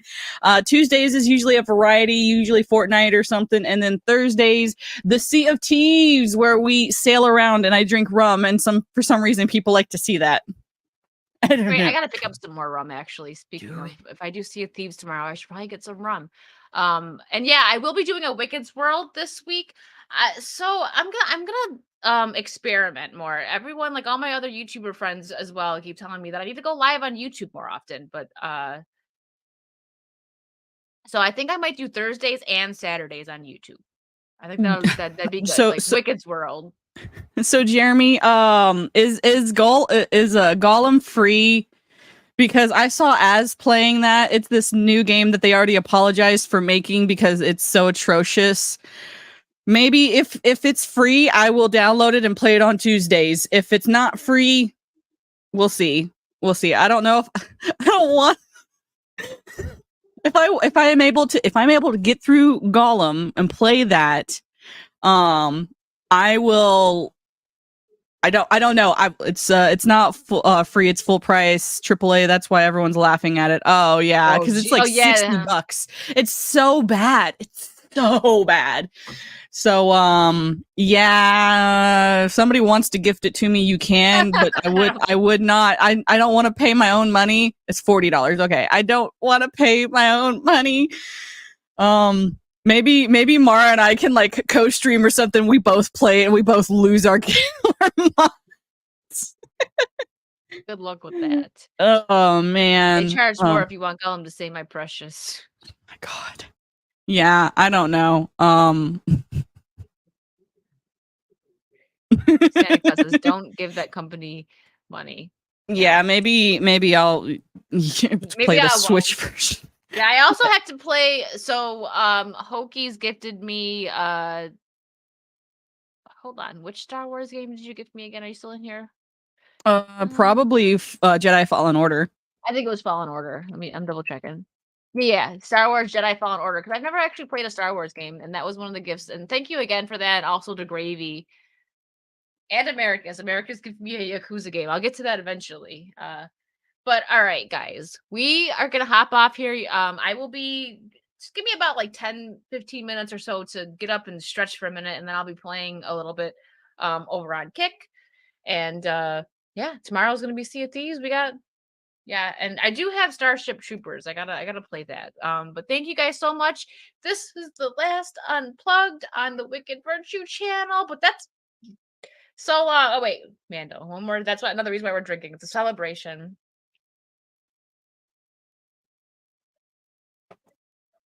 Cheers. So yeah, from now on, Unplugged with Wicked and Mando is going to exclusively be on Untamed Mando's channel. And I will also be working with my editor Americus, if you are still in the chat, about making highlight clips and just different things, more memes. I've got an idea for a meme already for Unplugged. It's going to be amazing. More Among Us. This time, yes, with Arc. I still have to find a way to upload it from my phone to the stuff. So. Yes. Yeah. All right, guys. Chat, you are wonderful. Thank you so much for the love. And we will see you not next week, but the week after on Mando's channel. Bye, guys. Bye.